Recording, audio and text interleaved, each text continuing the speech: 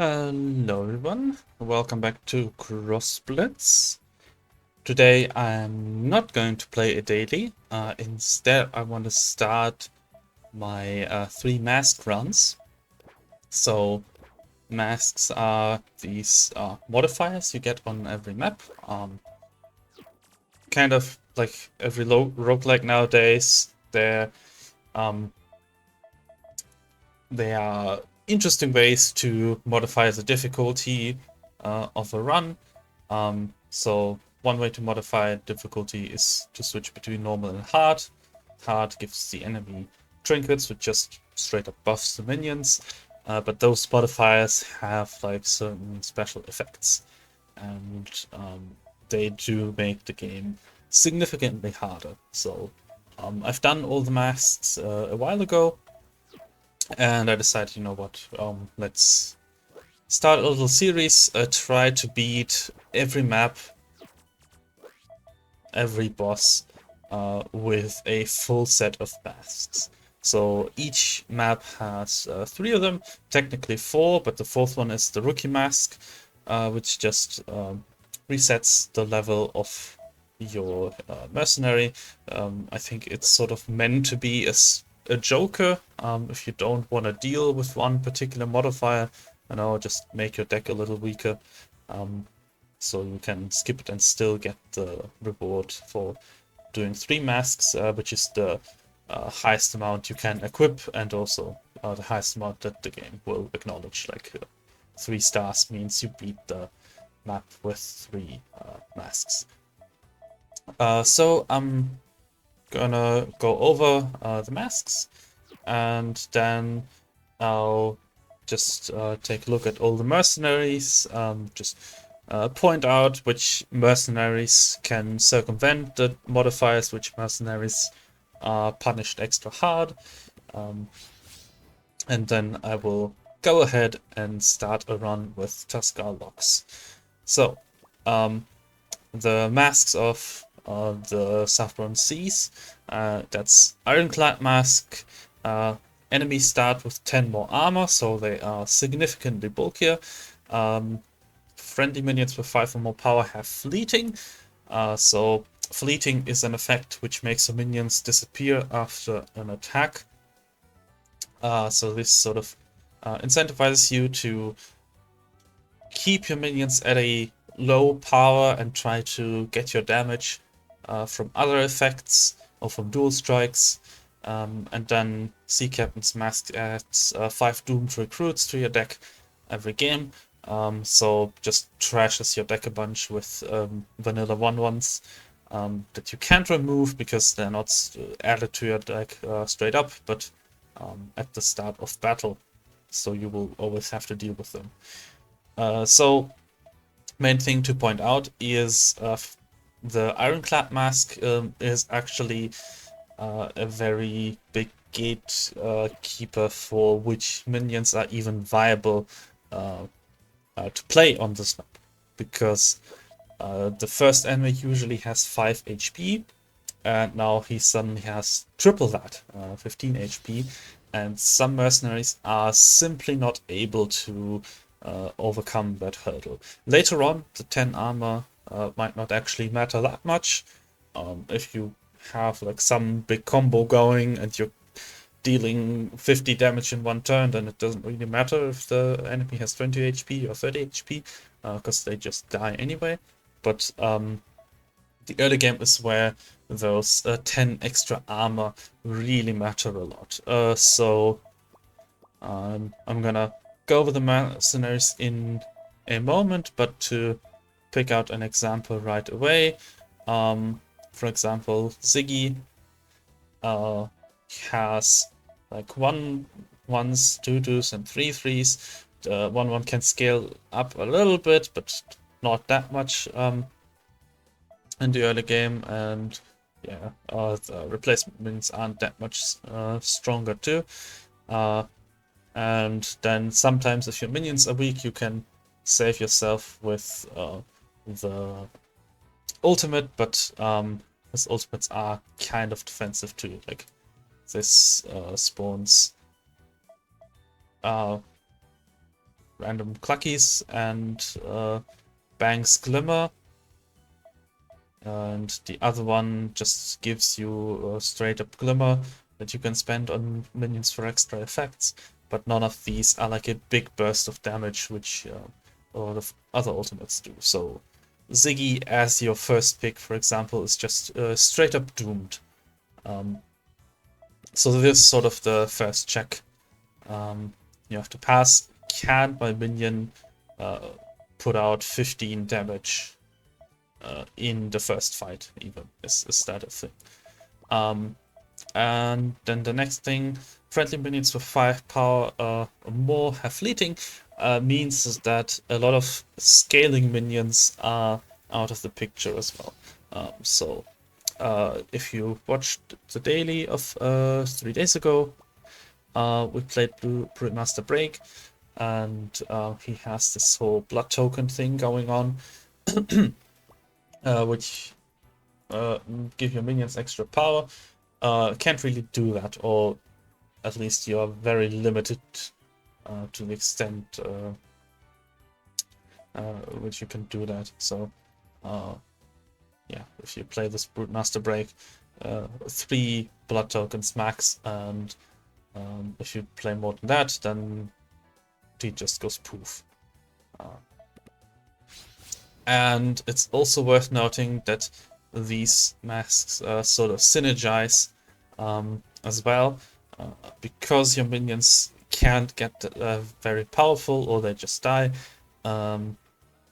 It means that the 10 armor is more impactful because your minions are kind of slower. They need more time because the ephemeral mask to chip away at the enemy, and then they need even more because of the ironclad mask, although there are some minions who can still go aggro and sort of work around that limitation. And then the Sea Captain's mask is sort of just a generic debuff for every deck. Like, no deck likes to have extra trashy 1-drops. Maybe try to not pick up any more useless 1-drops, like try to rely on higher cost cards. There is a way to make those doomed recruits stronger. You got the sandwich relic. It's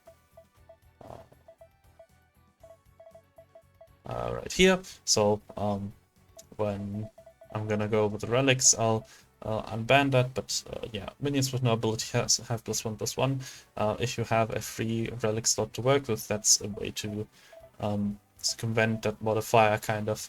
And of course, extra draw is also much appreciated. I mean, it always is, but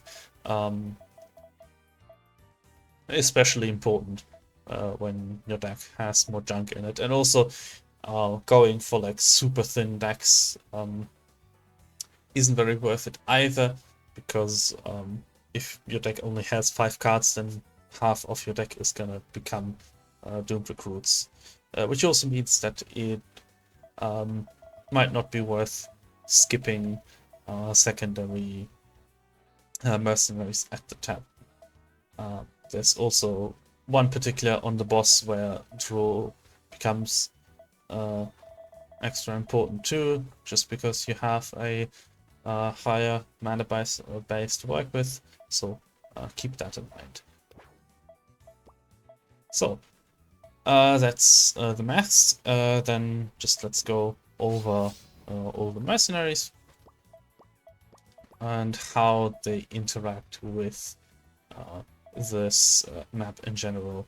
I'll do this map in this video, and then in the next videos I'll only mention certain mercenaries if something changes for the particular boss we're going to be fighting.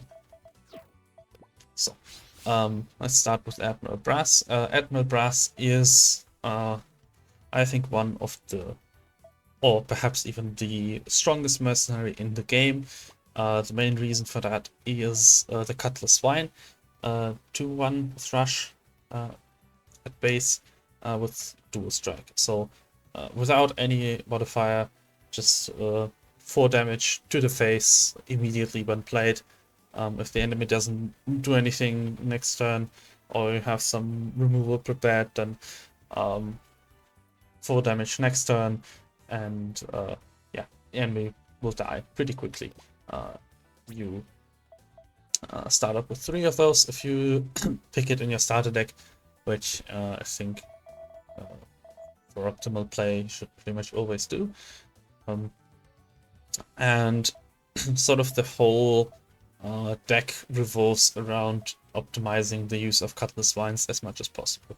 So kind of playing either sea shanties or barrel mods for extra draw, then having rig beaks to reduce the cost, and then playing a bunch of them in one turn and get the enemy down in one fell swoop.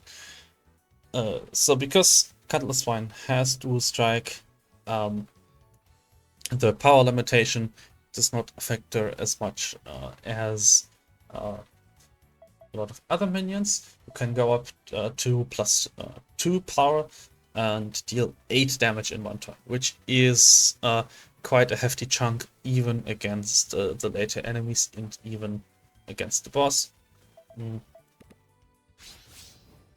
So there are 2 ways you can achieve that. The first way is either to pick up a specific trinket you can get on this map, and so far you can only get it on this map. It's found on an event node, the Seafin Shrine, and gives +2 power to a minion. So that just immediately gets you to your limit and maxes out the power on the Cutlass Vine. So you can put other trinkets like barrier to make it more resistant to removal, or flying, so that she can't be easily blocked, and increase your damage capabilities that way. Or alternatively, Admiral Brass has this as one of his elder relics, or your pirate minions have +1 power, so that buffs up all of your pirates, and then you can give the Cutlass Vine a +1 power trinket, which is a common trinket. So obviously, if you if you see a Seafin Shrine early on in the map, then maybe skip out on the Red Wing flag, because that way you'd get +3 power, and the Cutlass Vine is suddenly just half as effective because she dies after the first hit. And if you don't see a Seafin Shrine, then try to opt for a Red Wing flag. Try to find a +1 power in a trinket shop. Yeah, as for alternative relics, if you're not gonna, if you do have the Seafin Shrine, most likely you'll get one of the relics from your secondary mercenary, because the other pirate relic, that's the Cursed Pearl over here, when a pirate dies, revive it as a doomed recruit, is not particularly useful, at least not for sort of this aggro deck that Admiral Brass has. So one thing you can do is you pick up the Frost, a Frost minion, for example. Then there is the Mage Hat. Let's try to find the Mage Hat.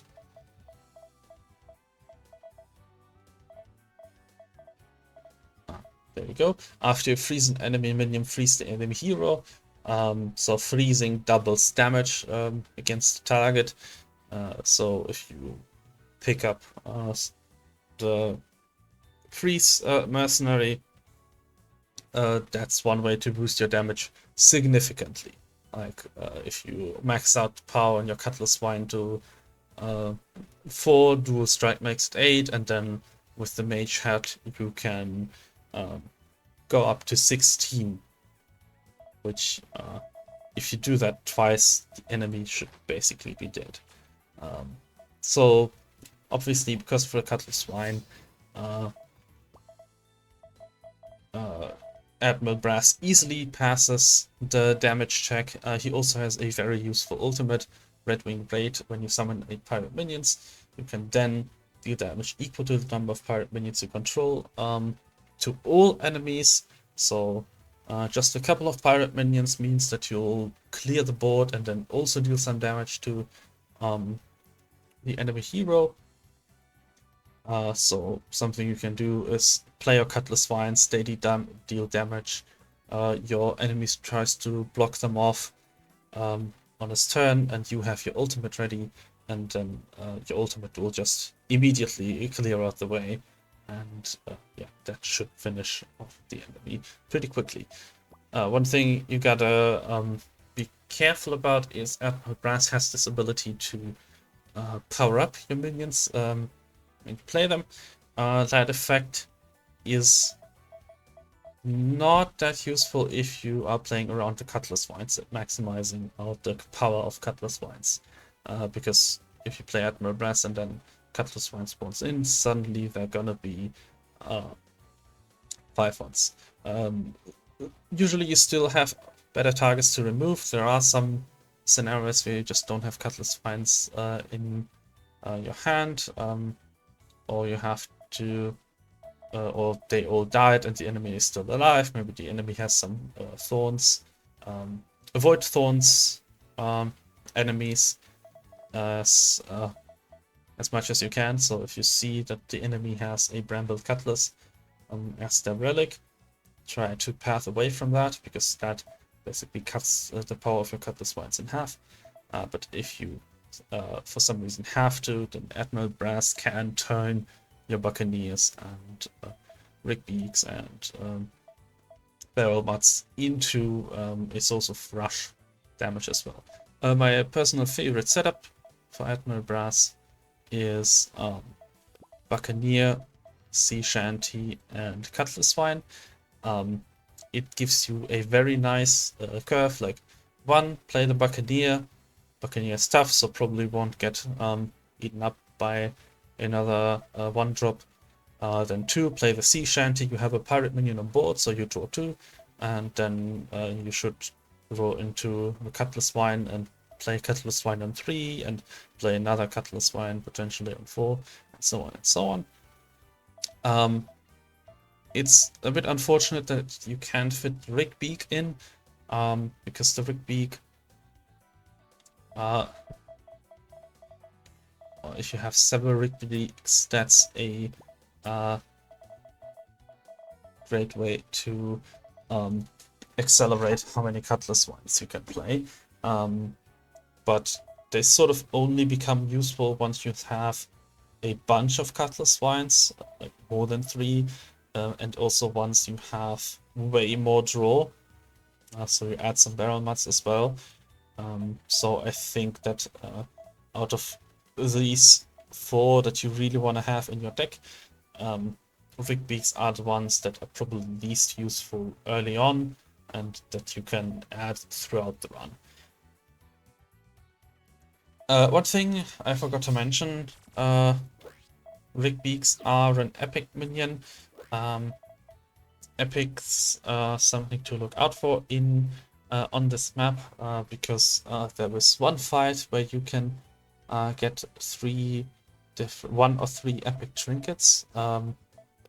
One that makes your minions cost way less. Like if it's 5 or higher, it can reduce the cost by 3. That would affect Admiral Brass, make it a 2-drop.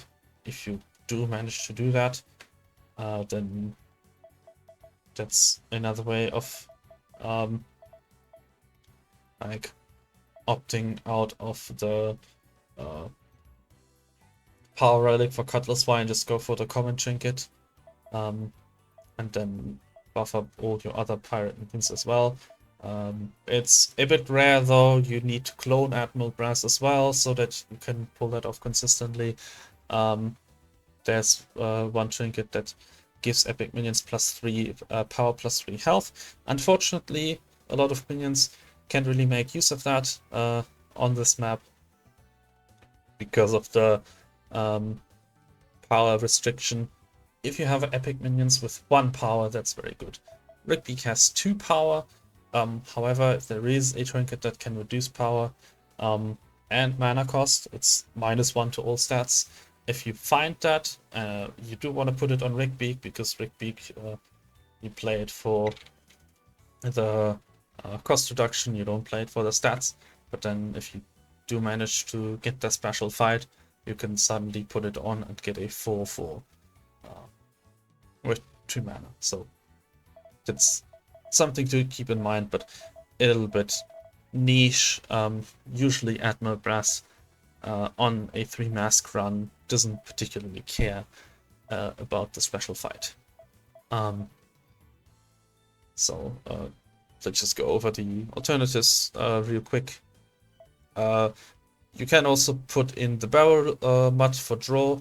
I think that's your level 1 setup. Like, instead of sea shanty, you have barrel mud. I prefer sea shanty because it is cheaper and because it's faster. Barrel mud needs 2 turns to get the value that sea shanty will get.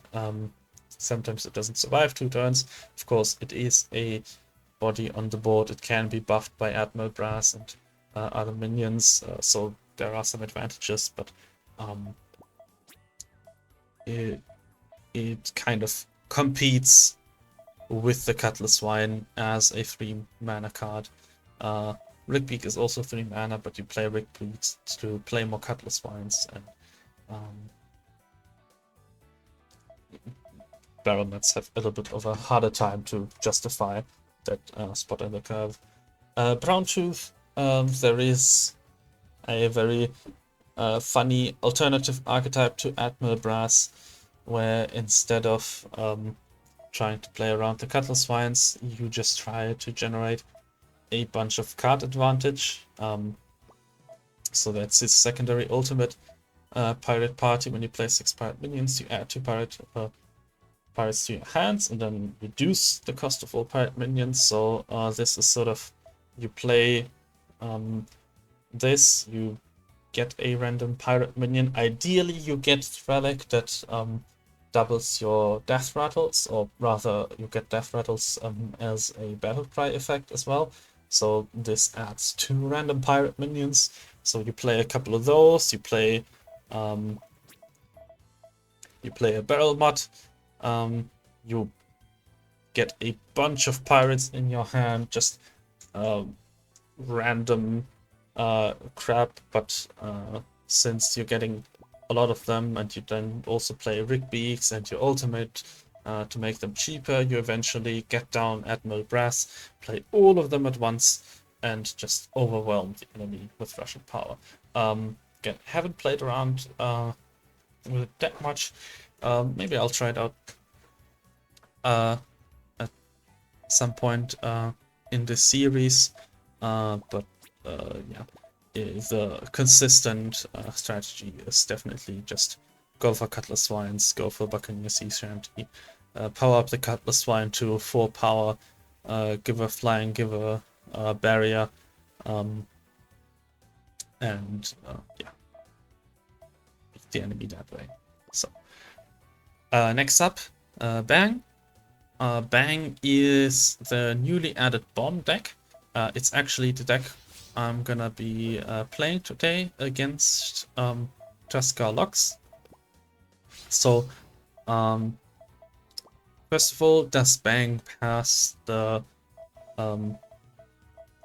armor check? Well, he definitely does. His thing is adding bombs to the deck, mainly through the Jolly Bomber, at least in the beginning, which on plate and on death adds a bomb.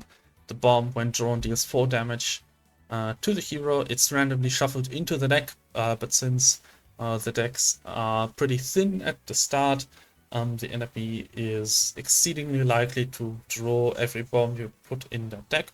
So it's a very simple calculation. You have for Jolly Bombers. Each Jolly Bombers adds 8 damage worth of bombs into the deck.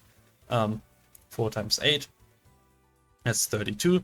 That is way more than 15. So actually 2 Jolly Bombers are enough to kill the enemy.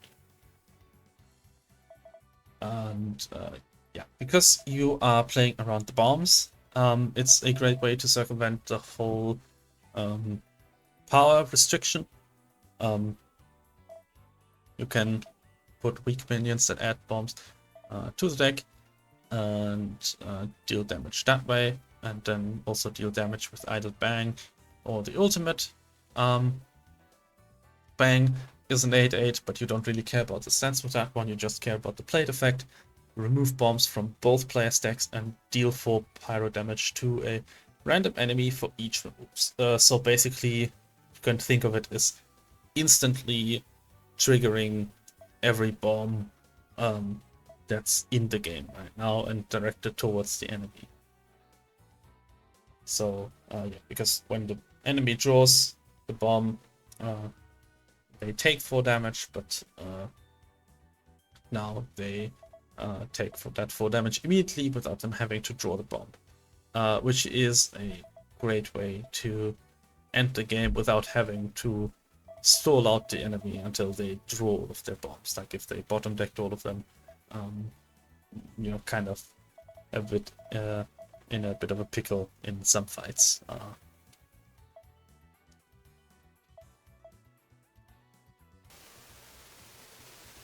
Okay, there was a little cut. I had to take a little break. But yeah, as I was saying, we've got Bang, who removes all bombs and deals a bunch of damage. Notable thing is that you can buff that damage to be higher than it would be if it was just a normal bomb explosion. So there's one that gives you a common trinket that gives you +1, an uncommon one that gives you +2, and a rare one that gives you +3. And also the special fight I mentioned earlier can also give you +3 damage. Notably, the +3 damage from the special fight and the +3 from the rare trinket are separate trinkets, so you can actually give this +10. The other trinkets the fight can give you +3 on an epic. Can be good. There is actually a usable candidate in Bang's roster, the Plated Grunt, a 1/1 epic, so becomes a 4/4 epic. -3 cost. Not that useful for Bang, actually, just because most of these expensive cards kind of want to wait to be played. So for example, playing Bang on 5 might not be enough to kill the enemy because you just haven't put enough bombs into the opponent's deck or your own deck up to that point. Same with, for example, Blastguard adds a bomb to both decks and gains armor equal to bombs in all decks. If you reduce it by 3, so you make it a 2 cost, then this gives you like 2 armor, or maybe 4 if you play like a burst on turn 1, which adds a bomb to both decks. So yeah, it's much more potent if you get it to 5. And I think that out of the starter deck, those are actually the most notable ones. I think most of Bang's power will be built up through cards you don't get in the starter deck, but just add throughout the run, and through relics as well. But let's just go through the other cards as well. So the bomb deck basically has 2 sub-archetypes. One of them is armor, the other one is adding bombs to your own deck. Those are sort of reflected in the ultimate. One of them, gain 12 armor, And once you've done that, you deal pyro damage based on the number of bombs in the opponent's deck. There is a card in Bang's deck that gains you 10 armor. So that will basically immediately trigger the ultimate. Plus 17 if you go to the Seafen Shrine and add a trinket that gives you armor based on the mana cost of that card. So immense armor increase. It also draws you plus 3, and then with that ultimate, you give it offensive capabilities as well. And sometimes you can put enough bombs in the opponent's deck that this basically becomes an alternative to Bang and just blasts the enemy away. Or alternatively, Babbling Trio. Let's talk about that one real quick. Shuffle 5 bombs into your own deck, and then as a Blitz burst, you put all of your own bombs into the enemy's deck. So it's a pretty fun ultimate, and it can be incredibly powerful. However, it's not powerful with Bang's base deck, I think, because all of his cards that add 1 bomb to your own deck, that's Burst, which has a 1 mana, kind of is fine, like a symmetrical effect, but if you build around it, it's worse for the opponent than it is for you. But the other ones are kind of meh. Burst Throw, I think, is the most egregious one. It's 2 mana, add a bomb to both players' decks, and both players draw a card. So this one, I would say, actually benefits the opponent more. I think the idea is that by making the enemy draw, they're getting to their bombs faster. However, you're also just giving them an extra card. And for you, you paid 2 mana, you had to draw this card, so this just replaces it itself. And the enemy just gets an extra card for free. So kind of, I never really want to play this one, even if you put a +1 draw trinket on it. Sure, you're going +1, but your opponent is also going +1, but you paid for 2 mana for both of you to go +1, so this is kind of just a terrible card. So if you want to add bombs to your own deck through cards, you kind of just have to get Burst Blast Guard. And yeah, that's just not enough. You have to play 5 of these. Like each of those cards adds a bomb to the opponent and 1 to your own deck. You have to play 5 of these to trigger that ultimate.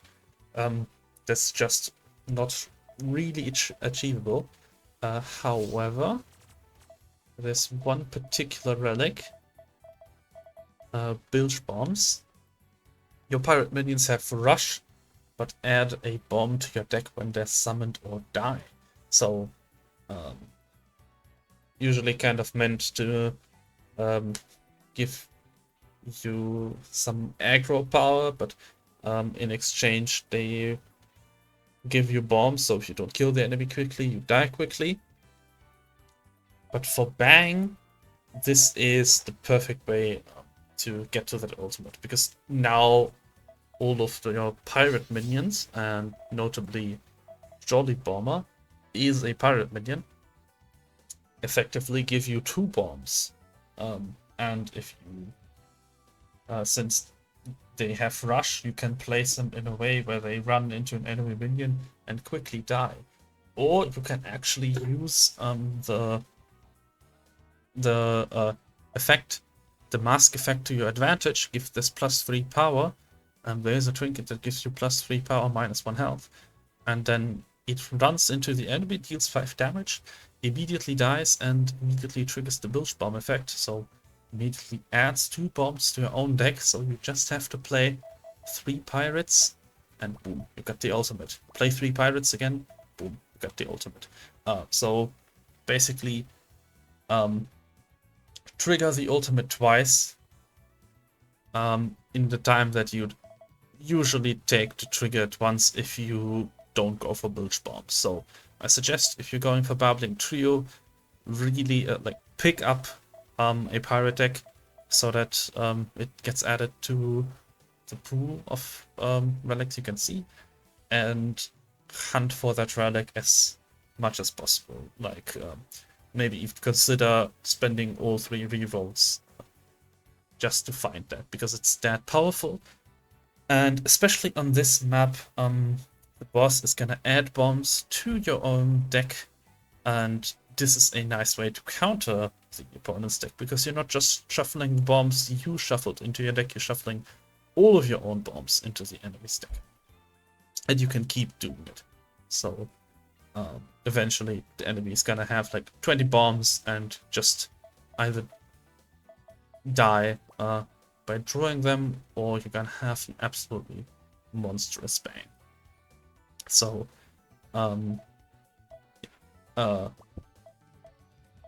but armor, that's like the more consistent way to go about this.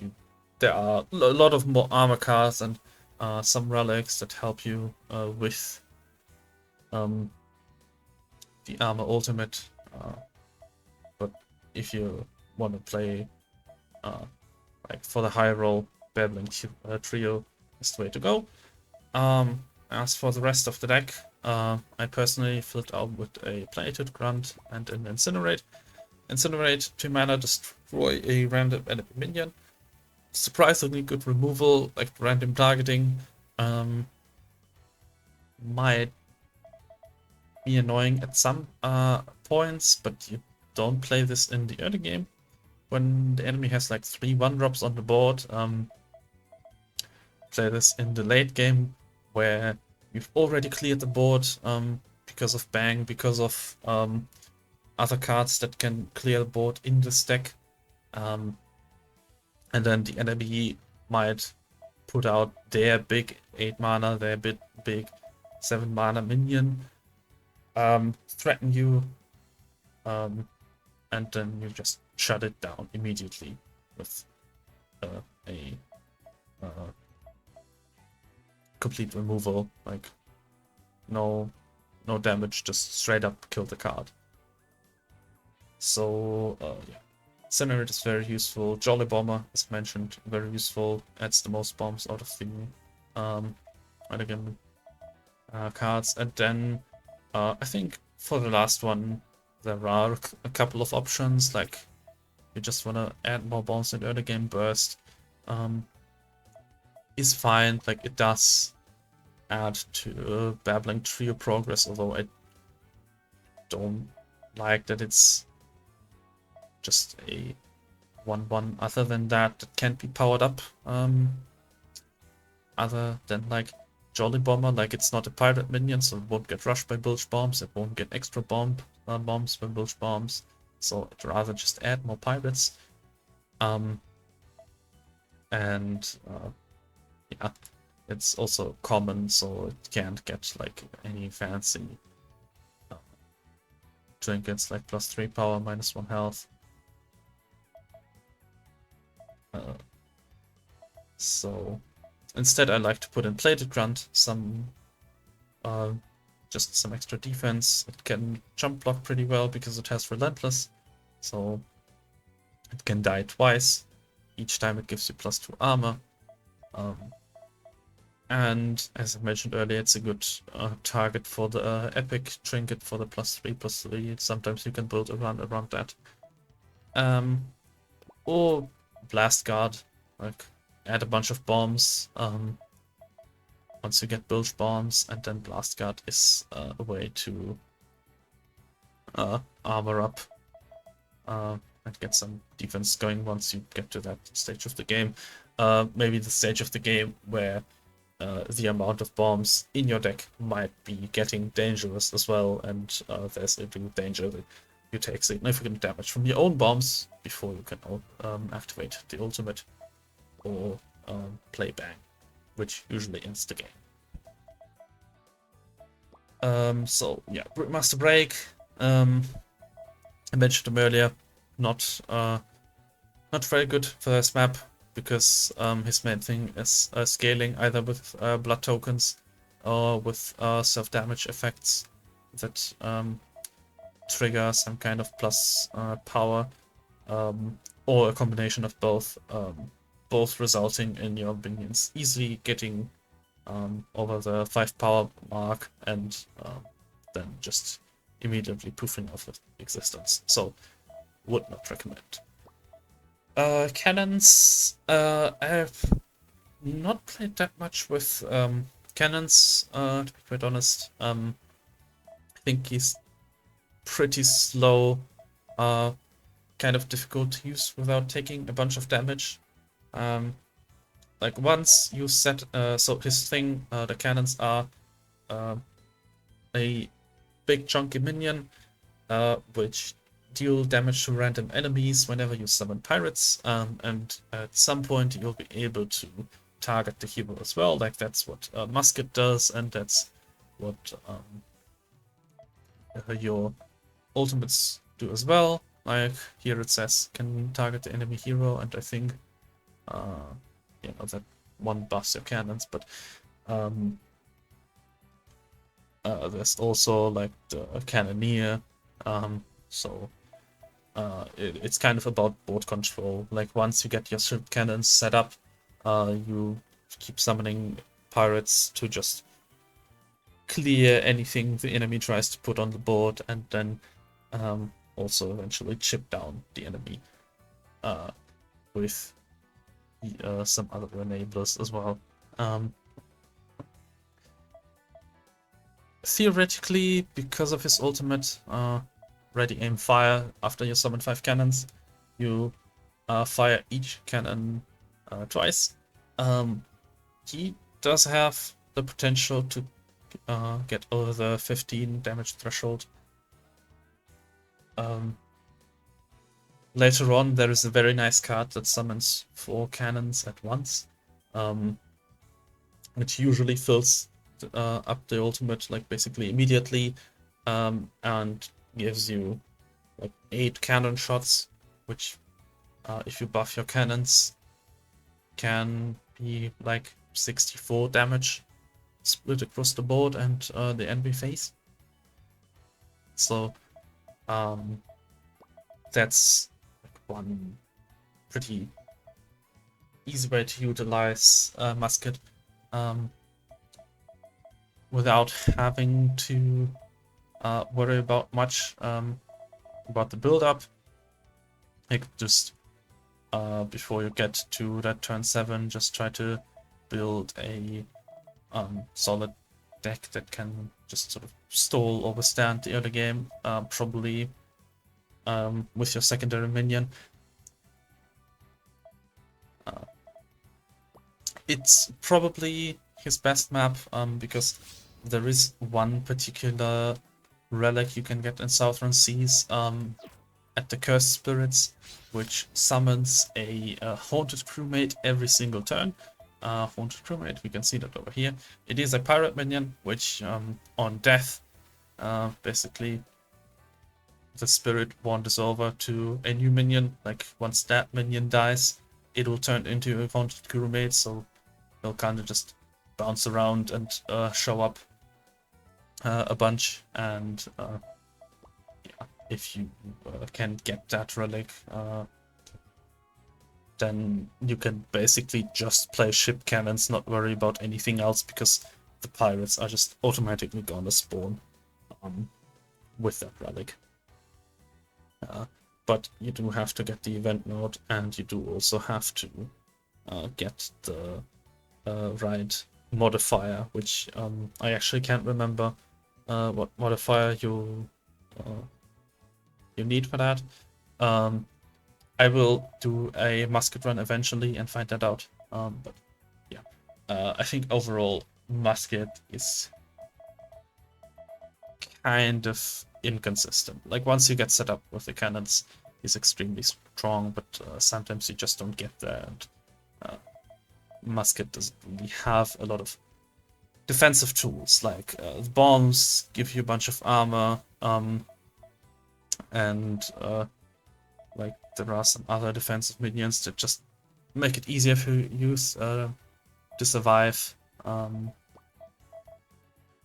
musket just kind of sits there, and his minions have low power and they die. So would not recommend generally, although there is a use case for it. Res, I think one also a contender for strongest minions in the game. Like up there with Admiral Grass. Used to be the weakest one, funnily enough. Like many updates ago. But yeah.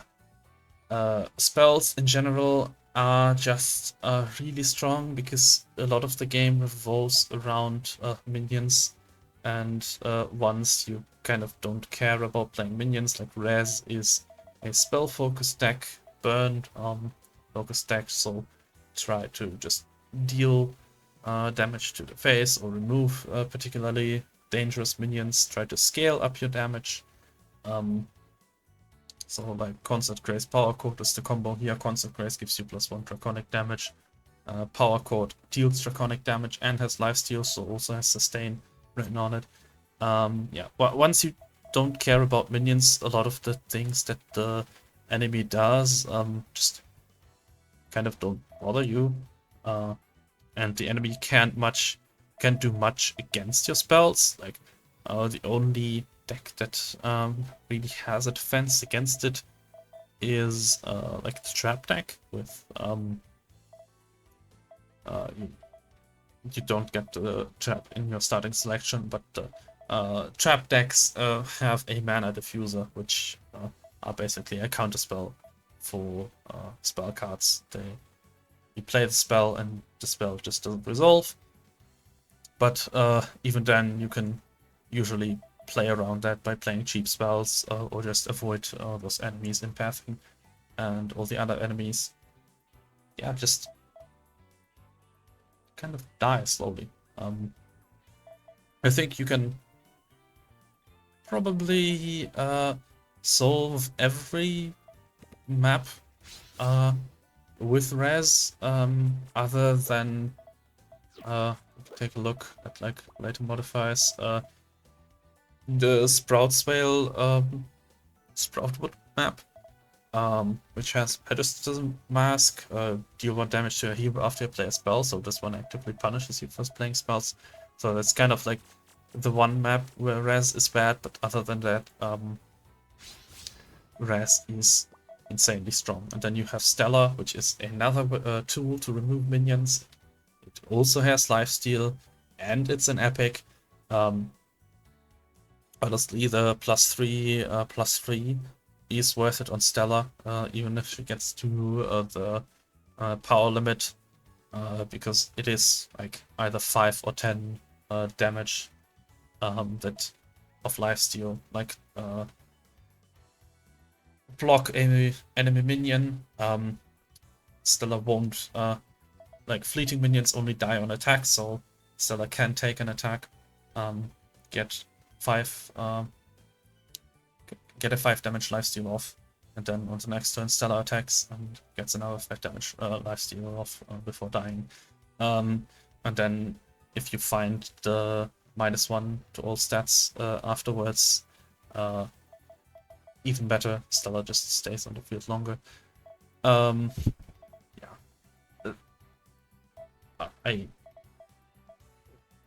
Other cards don't really matter that much, like Concert Grace Power Chord is kind of the core.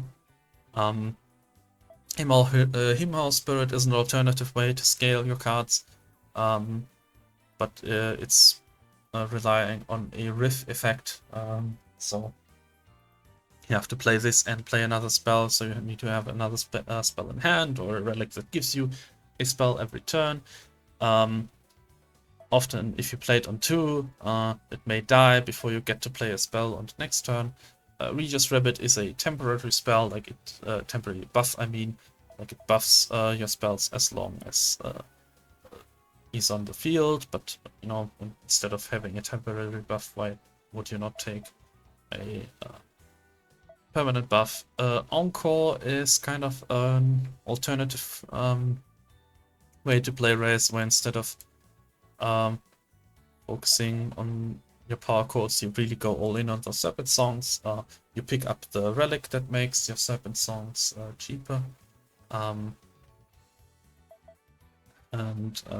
yeah, build up your ultimate, which after you play its spells, you can use your serpent songs to target the enemy hero. Maybe play res as well, which adds even more serpent songs. Like, whole idea is you have a res on the field, and then once you're at like 8 mana or 10 mana, you can play something between 5 and 10 serpent songs in a row to kill the enemy. You also mix in scaling, of course, because at its base, serpent song only does 1 damage, but I think that the power chord is just stronger because it has a higher base damage stat, and it also has lifesteal. And then Riot Rocker is a 1/1 that gives you a serpent song. This one's pretty cool because it can immediately trigger riff effects for 2 mana. Not that important on this map. I'll get to it once I'm on the next map. But yeah. If you wanna get like an S rank or a certain 3 mask run, I suggest to familiarize yourself with Stellar and like try to get those concert crazes and clone some power chords and buff power chords. It's pretty much always yeah, always a win. So Lustra Star Scale does not have the power required to pass the first fight. I'm afraid. Like I really like Lustra Star Scale, but just you have 1/1 groupies. You have these things that can summon dancing dragons, which scale of the amount based on the amount of dancing dragons you've spawned. But early on, you don't. You have 1 Lustra Star Scale that can maybe spawn 1 or 2 dancing dragons. And then this can maybe spawn 1 or 2, but the stars really have to align even for that. And then you have groupies and hooplas and metal horns, all of which, or chaos gem, all of which summon groupies, which are just 1/1s, but they don't quite cut it. Like, the enemy will block them and they will die, and you won't get the damage required to kill the enemy. It's not guaranteed. I have come through with Lustra Scarsdale a couple of times on the first fight, but I don't think it's worth the effort. Because even if you get through the first fight, so like most minions, she has like 2 sub-archetypes. Either summoning a bunch of dancing dragons, which scale future dancing dragons once they die, which of course, as mentioned, scaling just very limited on that map. And the other one is to kind of transform groupies into stronger groupies, but it's kind of hard to pull that off in on a roguelike in roguelike mode, because there are a lot of cards that you need to find to make that work. Like it's great in the story mode where you can just draft a deck to buff the groupies up to the max, but in the roguelike mode, your groupies are gonna stay weak 1/1s for quite a while. So yeah, not recommended on this map. Abraxas, also pretty strong minion. So usually the way I play Abraxas is by trying to get what was it? It was like a scarf. No, ceremonial garb. After you discard a card, give random friendly dragon minions +1/+1. And that can scale out of control really quickly. Like you pick up Tiny Ancients and Ancient Scholars, both of which discard cards, so both of which scale. But of course, as mentioned, scaling is limited in on this map, but you can also play the discard deck as a sort of control deck and add some spells to it. If you pick up the Dark Album as your Elder Relic, once per turn after you discard a card, deal 3 draconic damage split among all enemy minions. So instead of trying to go for the dragon scaling, which I'll get to once we're at a map where it is viable, you put away the Ancestral Worm and get like maybe like a Hellfire or a Dracoblast, and then have these as the discard engines and kind of discard a card every turn until you eventually reach Ancient Oblivion, which will be your finisher. This deals damage equal to the cost of the cards you've discarded, so if you have some very expensive cards in hand, this can get to like 40 damage, I've seen. So kind of like a stalling deck. You play your discard minions, you have the relic shoot away, and then if there's anything left over, you use some spells to clean up the rest, and eventually you've played enough dragon minions to activate the ultimate and just kill the enemy. So definitely a viable way to go about this map. Dragon Brand. I like Dragon Brand a lot, but not as my primary minion. His card pool has a lot of nice supporting cards, like for extra draw and for extra removal. And he does have some way to kill enemies without scaling. Mainly this Void Ancient here, deal 2 draconic damage to the enemy hero. A little bit weak by itself. I want to combine that with a res secondary minion to pick up some draconic damage scaling, or you want to put a +2 damage trinket on it, and then it will deal 4 damage on death, and then you get the relic that re-triggers your death rattle. Make it 8. It can be a little bit hard to get going because you do rely on that trinket, and you do also need to get more Void Ancients. Like 3 Void Ancients are not gonna be enough, especially with +10 armor. Beach Bones can help out a little bit, like they can re-trigger the Bruteskin, the Void Ancient, I mean. The Bruteskin Ancient is just a very strong 2-drop. Like 2/2/2 with Tough and Barrier means it'll survive way longer than it should, and you can add even more health to it and just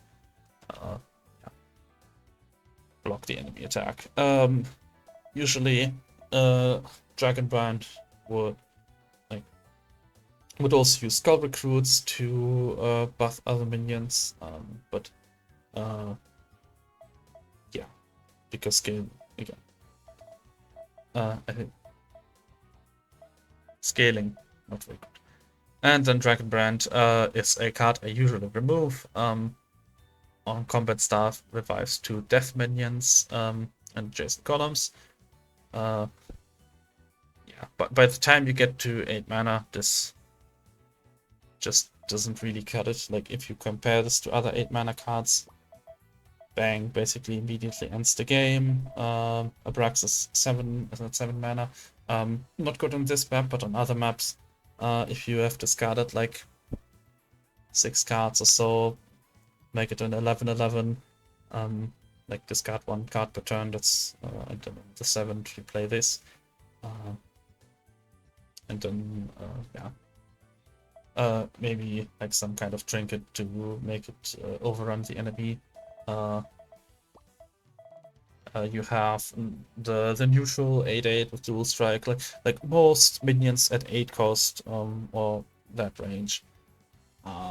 Basically, if you don't deal with this right now, you are dead next turn, or sometimes just you are dead this turn, and this does what, like a lot of times revive 2 skull recruits. So like if you only play Void Ancients, okay, you're spawning 2 Void Ancients, which that's better, but they only deal 8 damage because they're not gonna trigger the Death Rattle relic. And then 5 HP is also just kind of low at this point. Often it will like either die on turn 1 or turn 2. It's on the board, and then sometimes it doesn't, like even if it survives to the next turn, the columns are still occupied, so effectively it will only summon 2 minions. Just a lot of weaknesses for that card, usually an immediate remove, but yeah. Reason why I said that I don't like him as a primary minion is because that Void Ancient strategy is just can't pull it off every run. You have to find the right trinket, and the trinket pool is large enough where even if you hard reroll for a specific trinket, you often won't see it.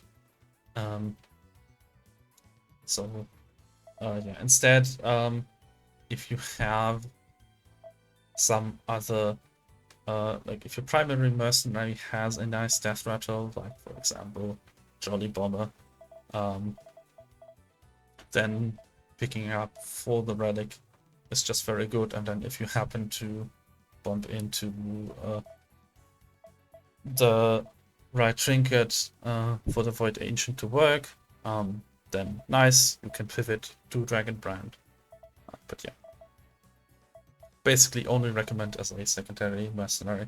Also, another reason why it's good as a secondary mercenary is aggressive and mischievous are pretty good traits. Aggressive allows you to take a lot of extra fights, which usually come with pretty great rewards, and mischievous also has some nice perks as well. So Golem. So the Golem has two sub-archetypes. One of them is kind of using blueprints and merging to like scrap your golems to make bigger golems and build the ultimate golem. As you might already tell from that description, that means that that archetype is not good on the map because you will very easily reach the 5 power mark where your minions go poof. So Gutspot, summon golem, cast a blueprint on this, so blueprint is something that makes it stronger.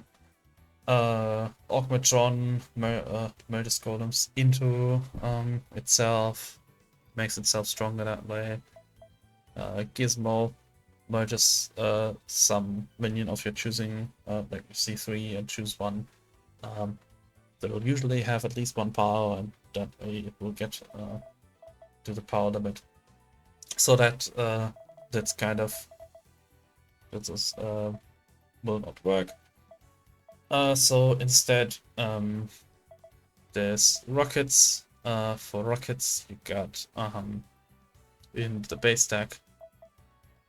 You basically only have the booster bot.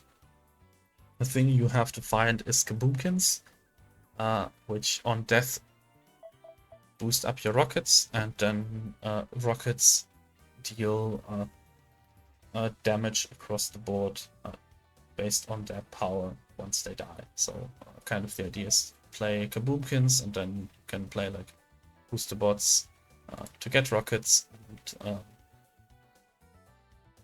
those rockets will immediately die, whether they have fleeting or not, because they have 1 HP and hothead. And then their power will convert itself into damage to the hero. Also, you can boost up the booster bot. There's a pretty nice trinket combo that booster bot has, where you go to the Seafen Shrine and take the before attacking, freeze the enemy hero, and then you take trample, and yeah, that way it's basically 12 damage trample. Maybe you boost it up even more, like it can take the +3/+3, for example, from the special fight. And just push a lot of damage through that way. Maybe even take double stats, basically 24 trample. But of course, it's a kind of a specific combo that you might not see every run, and you might die before you see it. And the problem is, if you do go for the rocket synergy, you don't have kaboomkins in the starting selection of your deck, which I honestly kind of think is a little bit of an oversight. Like, they are kind of essential to the rocket deck, otherwise they're just gonna stay at 1 power, just ping the enemy, just tickle them, and so it's kind of hard to win fight 1. It's definitely possible because of the blueprints, and then the Tinkertrons can absorb some enemy hits because they give themselves barrier, or you pick a Tinker Toy Master, give yourself some buffed golem minions. So it's doable, but and once you do get the kaboomkins, you can pull off Gizmo, but overall it's kind of luck dependent on whether or not Gizmo works on this map. Alright, we got Wick. So I do like Wick quite a bit, although mainly as a supporting minion. So his whole thing is kind of stealing, or rather copying cards from the opponent, like Budding Pickpocket. Gives you a random card from your opponent's half, and Brigade Traps, which you can either spawn in with the Ambush Brigade or the Brigade Cadet. Gives you copies of random enemy cards, and then Ransack does that immediately, and then Swipe redeems the card immediately. I don't really care for that because like it's fun, but it's not very strong because you're not really getting a lot of synergies if you just take a bunch of random bullshit. And compared to Admiral Brass, for example, who does have a random bullshit go strategy with Brown Tooth, he has innate ways to power that up, like with Admiral Brass and Vic Peak and Pirate Party. And this one is just, yeah, you get random cards you don't really care about. So personally, the way I play Wick, if I choose him as my first minion, is I get the Brigade Cadets as a card I can easily remove in the first shot. Campfire. And then I take Stab and Grab and Double Cross, which are very nice removal spells. Stab and Grab kind of lets you see the enemy hand. So it's one stealing card I kind of like. And it also deals 2 damage to a minion, which you can easily buff to 4 damage to a minion, or at least 3, which is also fine. And Double Cross, which is 4 damage in a cross shape. So it can remove like 3 enemy minions very easily. if the enemy starts spamming the board.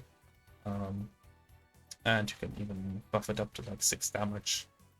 Remove some pretty big threats for just 2 mana. Just be careful with your own placement, because cross like X shape does mean it can hit your own minions as well. So kind of play in the back line as much as you can, so you don't hit your enemies with your own double cross. But yeah. The way Wick wins the first fight is like play Brigade Cadets and just stab and grab and double cross everything that the enemy puts in its path. Wick can also push 7 damage into the enemy. Once you get there, only he has dual strike, but of course because he has 7 power, he immediately dies after the first strike.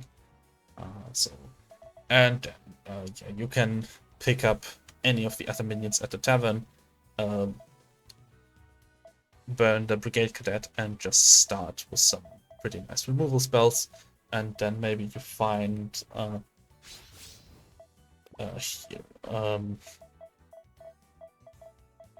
the thing you're hoping for is this neutral relic, Slag Gloves. First card from another faction, each turn costs 2 less. So suddenly you're playing like Admiral Brass, but your Cutlass Wine cost 1, which is kind of ridiculous. So pretty nice supporting deck, which honestly kind of is what I'd consider the yellow faction to be in general. Not that strong on their own, but great support for other decks. Ziggy, I mentioned before, kind of not viable for the first fight, just doesn't have the damage. You kind of have to be able to scale the Gobblegum Whelps to some big number, but like usually the enemy will keep jump blocking them, and then they just die eventually once you run out of Glimmer.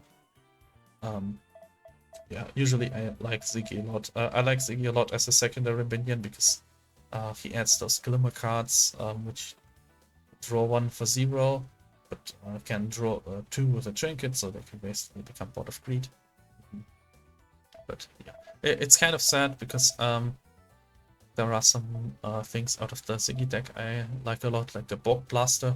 For 4 mana, you transform an enemy minion into a Clucky, so basically a removal spell that can also return to your own hand for splurge 1, so you only have to get 1 Glimmer, and you can keep Borg Blasting something every turn.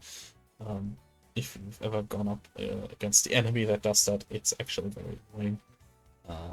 But yeah, Ziggy just doesn't have the damage in the starter deck to push that through, and his ultimates also just don't deal damage. So,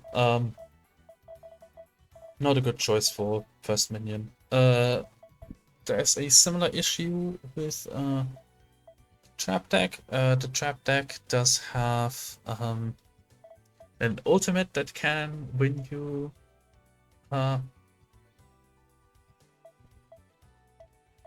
the fight, like I've done it in a daily. If you play 6 traps, you only start with 2 traps, so you kind of need to generate traps with other minions to get there, and then you also need to make sure that Gearhead won't be jump blocked, or he just dies because he's a 9 power minion. Yeah, it's kind of hard to use that one in fight 1. So wouldn't recommend. Nelmi used to be like up there with the likes of Admiral Brass until the Kendo got nerfed, rightly so, I would say. But yeah, Nelmi can definitely pass the damage check simply because of Jab. So it starts out as a 2 mana deal 1 pyro damage, but it gives you a gut blow, which deals 6 damage, which gives you an Apex Strike, which deals 10 damage. So you can jab like some random minion into a gut blow into an Apex Strike, and the 6+10 will kill the enemy. And yeah. After that, Nilmi does become interesting option. Some of the strongest things she can do are not available on that map. The strongest mercenary in Nilmi's pool, I would say, is Yaza, which is a 7/7 with dual strike, which costs 10, but if 10 minions die, it's free instead. You can give that card some very cool trinkets to basically make it an instant death once it powers up. But of course, 7 power is too much, so you kind of have to rely on weaker cards to get through. You also have are limited in your relic options, like one relic Nilmi usually likes a lot is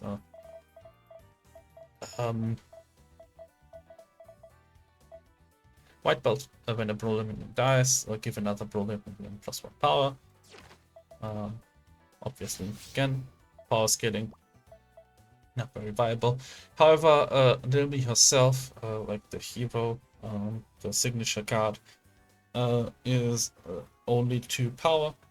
And whenever a minion dies, it attacks.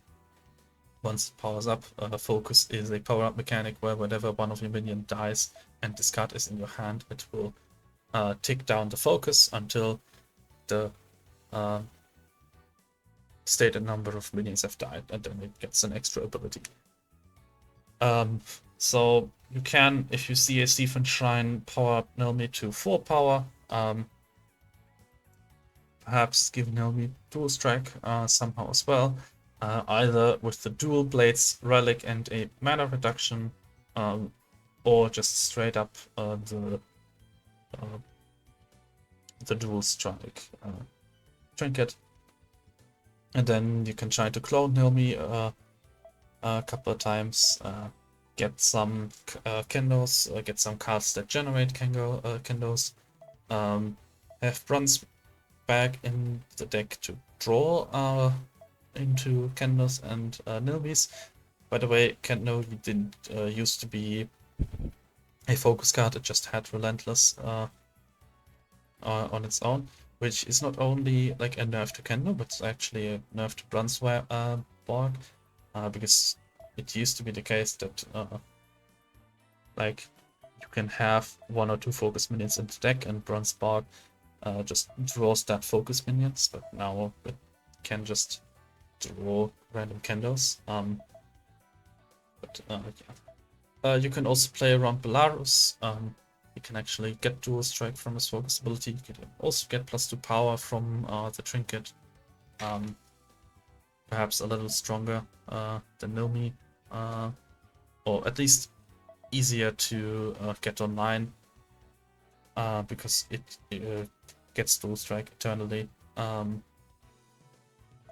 Nilmi can repeatedly attack once minions die.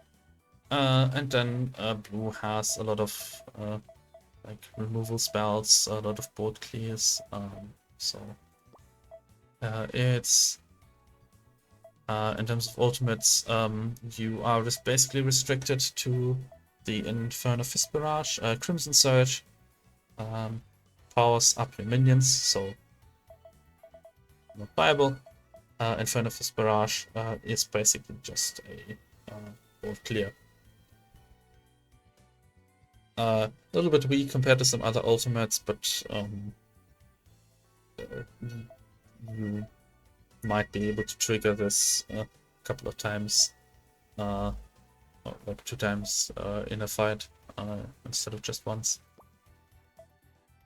So yeah, nothing too overpowered, but definitely usable. And jab is also a viable way to use Nilme, like just punch the enemy to death and pick up a Necro Hammer. So that's it's a neutral relic. +1 armor per friendly minion that dies. So basically use the Kendos as a sort of removal option. Like they have hot head, they immediately kill an enemy. Maybe give them +1 power so they can deal up to 4 damage. And then have the Necrohammer give you sustain until you eventually just punch the enemy to death.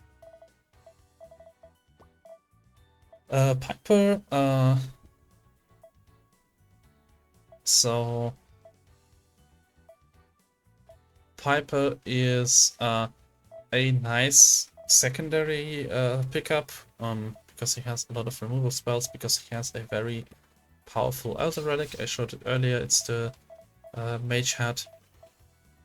Freeze an enemy minion, freeze the hero, so you can double your damage output to the hero on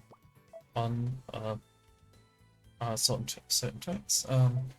However, it might be a bit difficult to get through the first fight. Like you don't have particularly strong minions. Mana Knight might be hard to scale. Most of your spells are can only work on enemy minions. So I don't know, I guess you can like roll the dice with Frost Shard and hope you find a good spell in there. Piper can help a bit, like 4 health is sort of tanky for the first fight. So, and because he's flying, he can't be blocked, so he can chip in. Kind of tough to get through, but yeah, once you're through, he's quite alright. Although, I'd say there's not that much to mention about Piper, because again, I consider him more of a supporting minion. Whatever secondary minion you pick up, that's probably gonna be your focus, and then this just provides some removal and provides a relic for some very powerful finisher turns. Sen is the Katana deck. I am not particularly fond of the Katana. This card deals 1 damage to an enemy minion, but you can scale up the damage by sharpening your Katana, which a bunch of his cards do. Yeah, the problem is that whenever you play that, you receive the damage from the minion you attack, like equal to their power level. It's basically as though your hero was a minion and receives return damage.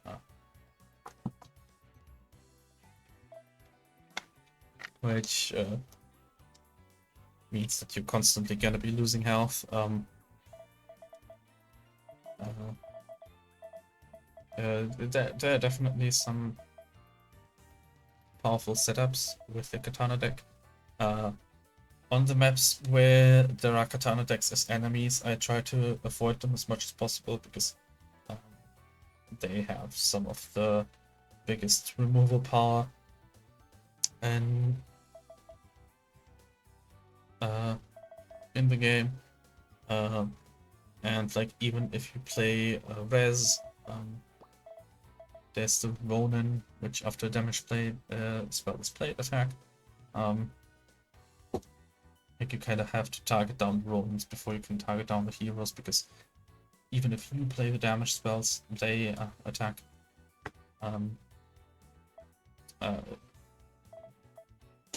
But it's kind of combo reliant. Like one particular combo, for example, is having the Blade Keeper, which when your hero takes damage, sharpen your katana. So basically, you get a katana, you play it, you take damage in return. The Blade Keeper gives you a new katana. You can use the katana again, which will give you progress towards this ultimate attack with your hero 4 times. Basically, play 4 katana spells, and then you can dish out damage based on how often you sharpen your katana. And then you kind of want this along with the Ronin, so that each time you play the katana, the Ronin attacks and pushes some damage to the face as well.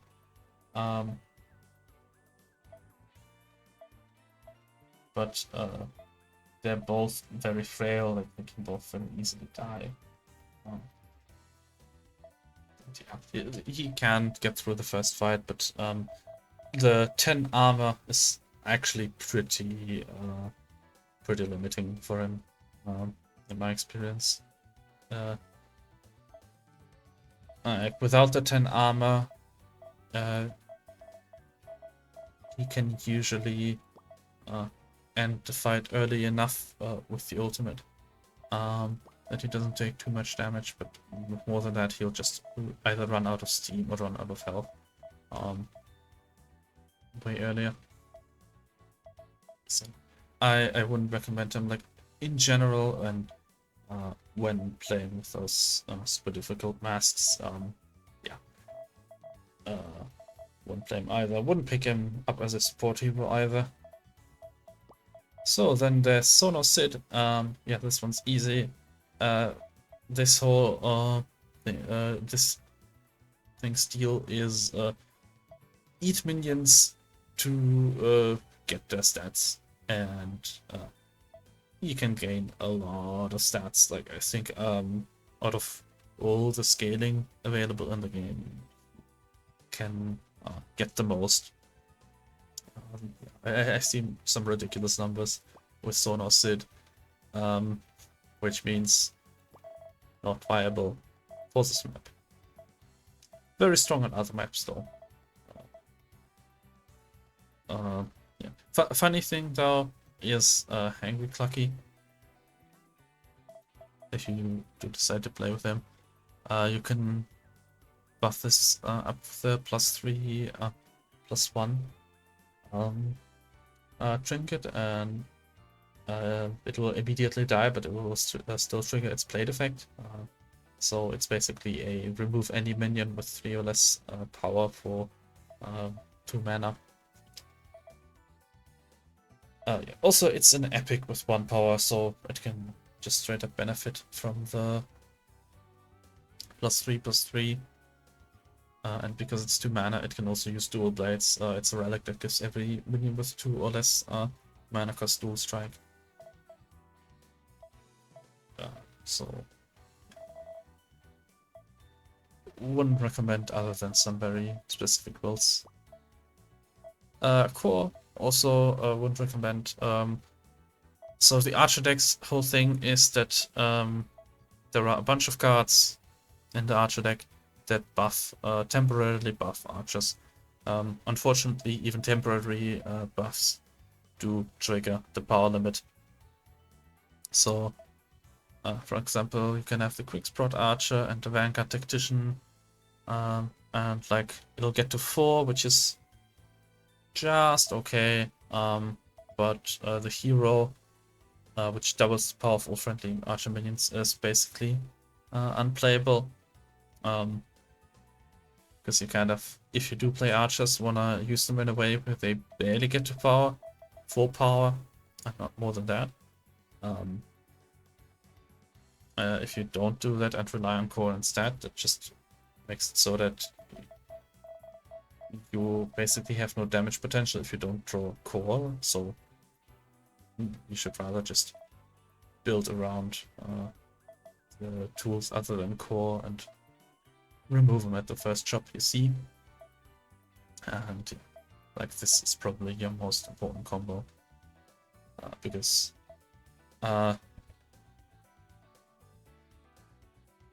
without any trinkets. This gets to 4 power exactly, and it has full strike. And yeah, other than that,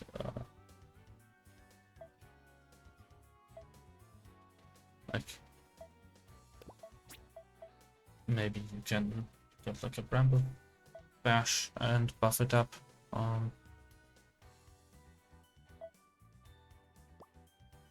I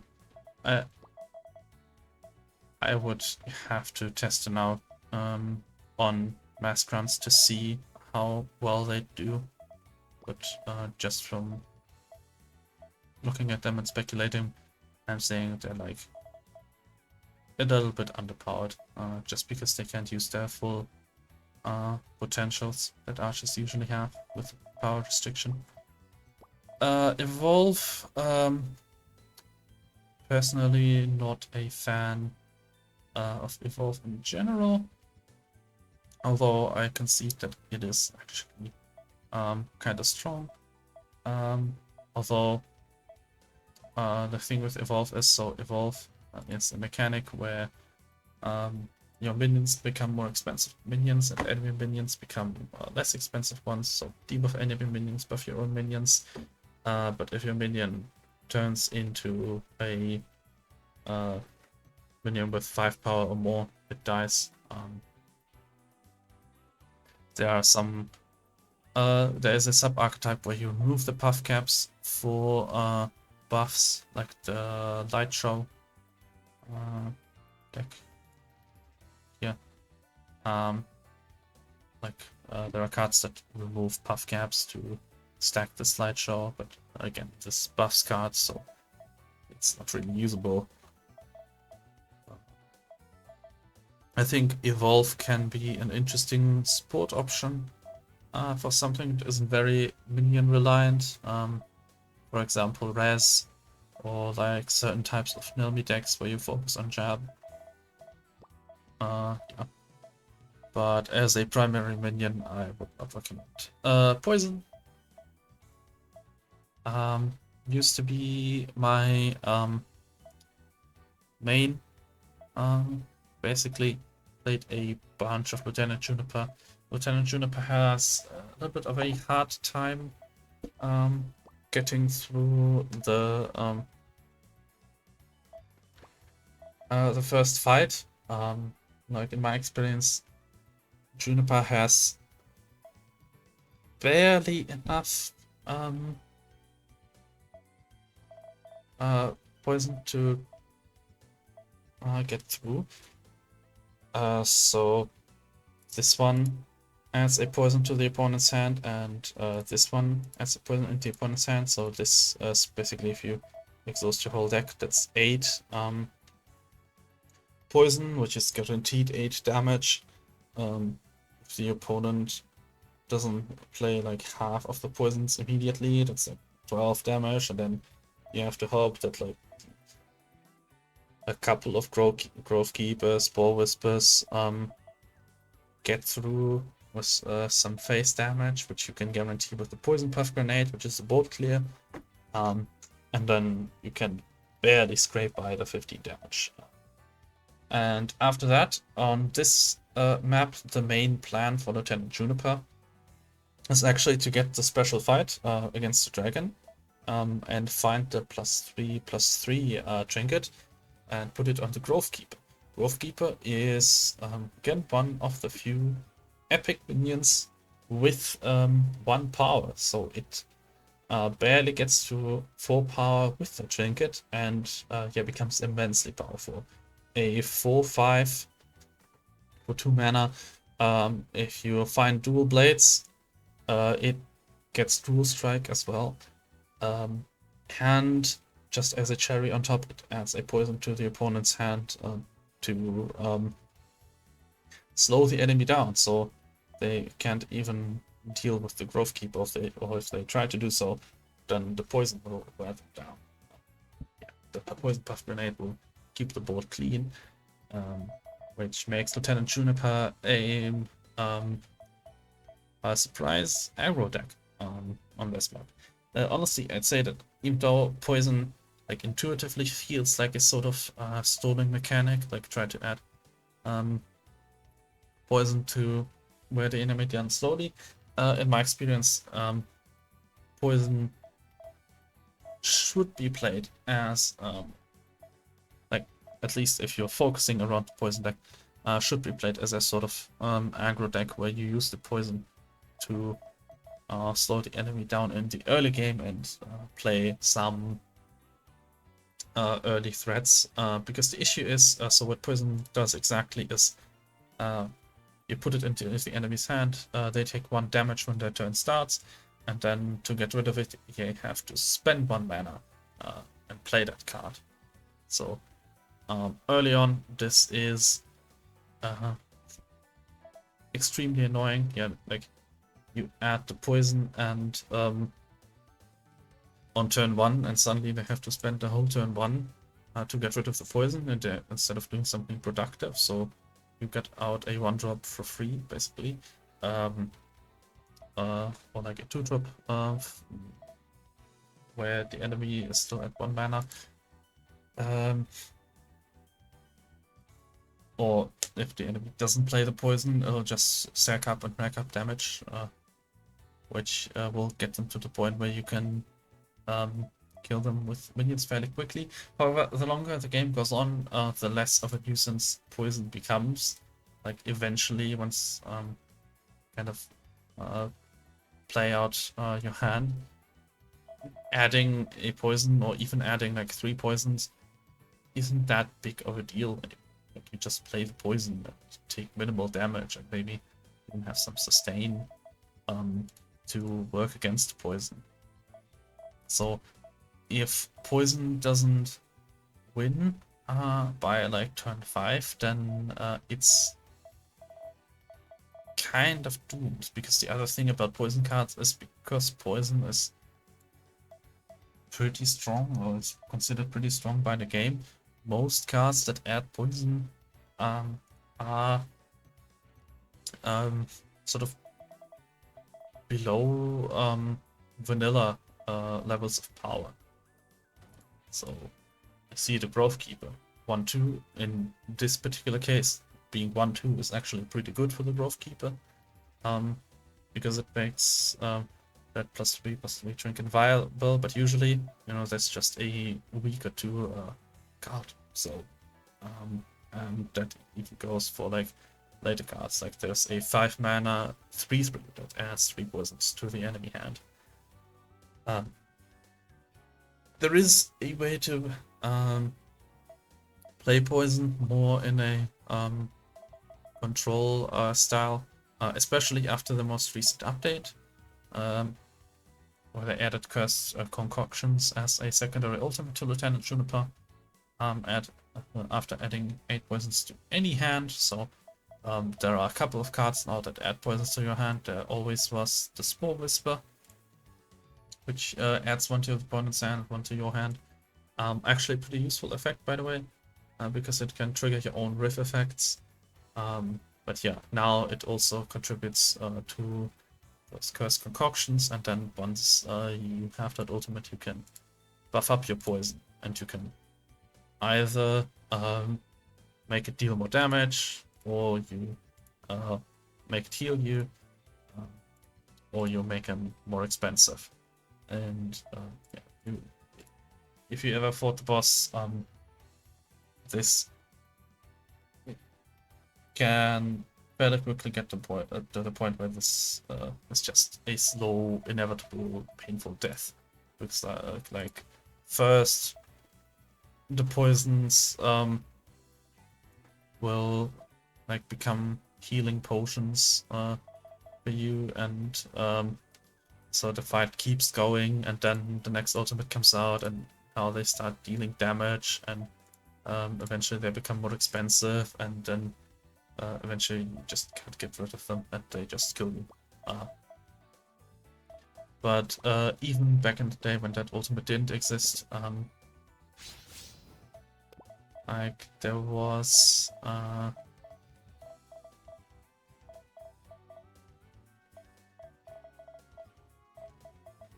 the old quiver, there's another quiver.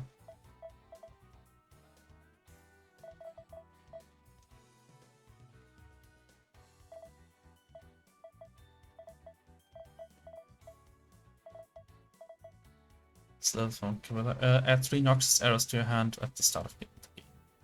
Which this deal 2 damage to a minion, but it's poisonous, so it kills any minion.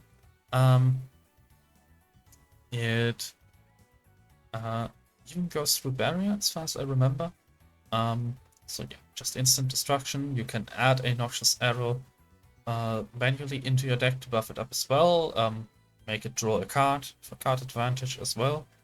Basically add 3 removals at the start of the game and completely lean into control. Like, use the noxious arrows, you get more poison puff grenades, and just diffuse any threat the enemy throws at you.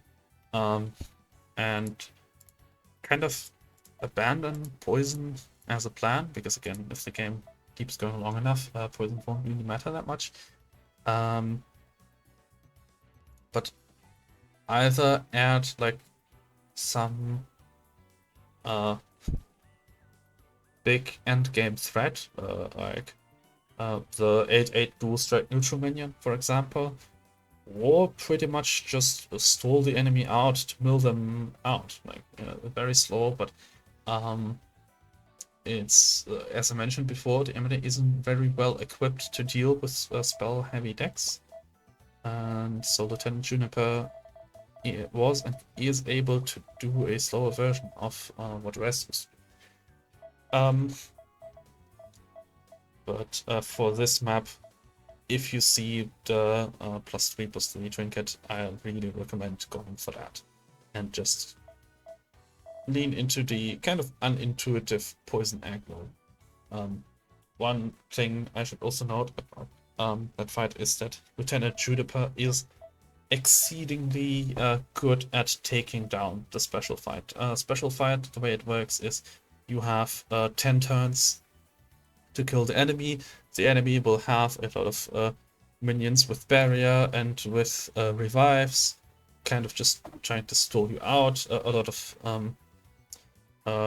board clears as well to kill your minions. And the enemy will also have 3 chests, which each have 8 HP. And in order to get the trinkets, in order to see the trinkets, you have to destroy the chests. And if you want to guarantee a particular trinket, then you kind of have to destroy all 3. Because if you only kill one, then you might get like +3 damage when you, in actuality, you wanted the +3/+3 stats. However, Lieutenant Juniper, because of a hero which has poisonous, which is an insta-kill, as well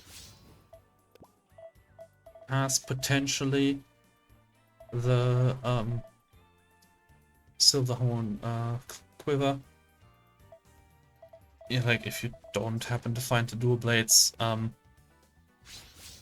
and poison being like a indirect way to deal damage without going to the like without having to play minions. Lieutenant Juniper is very good at taking that enemy down. A lot of the times when I play another minion, another mercenary, I mean, and I see the special fight on the map, and I see Juniper in the tavern. If I'm not sure whether I can beat the fight, I will pick up Juniper, because Juniper is just that good at solving that fight and getting that trinket.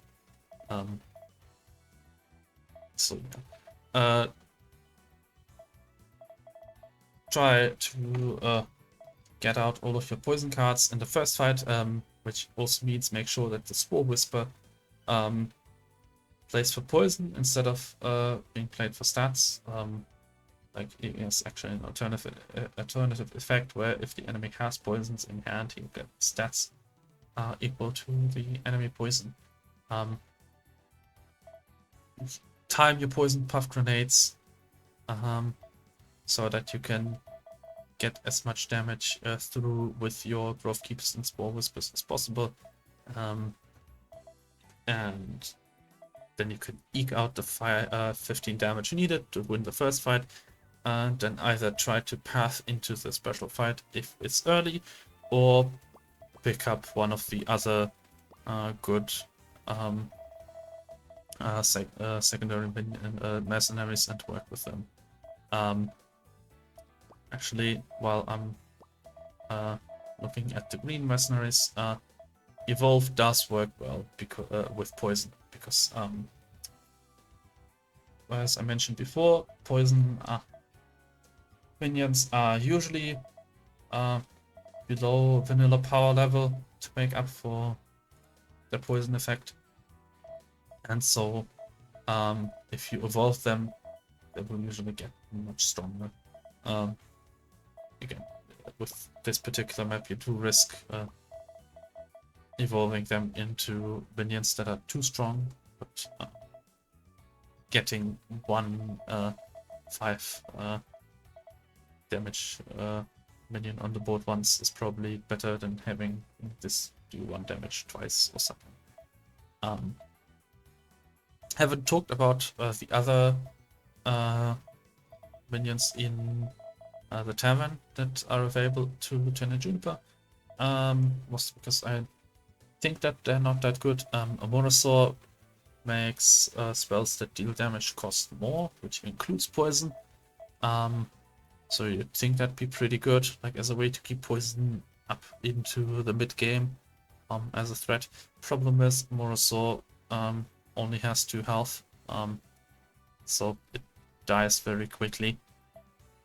There is the Rotting Puff, which is a 0/1 that adds poison to the opponent's health if they either die or are transformed.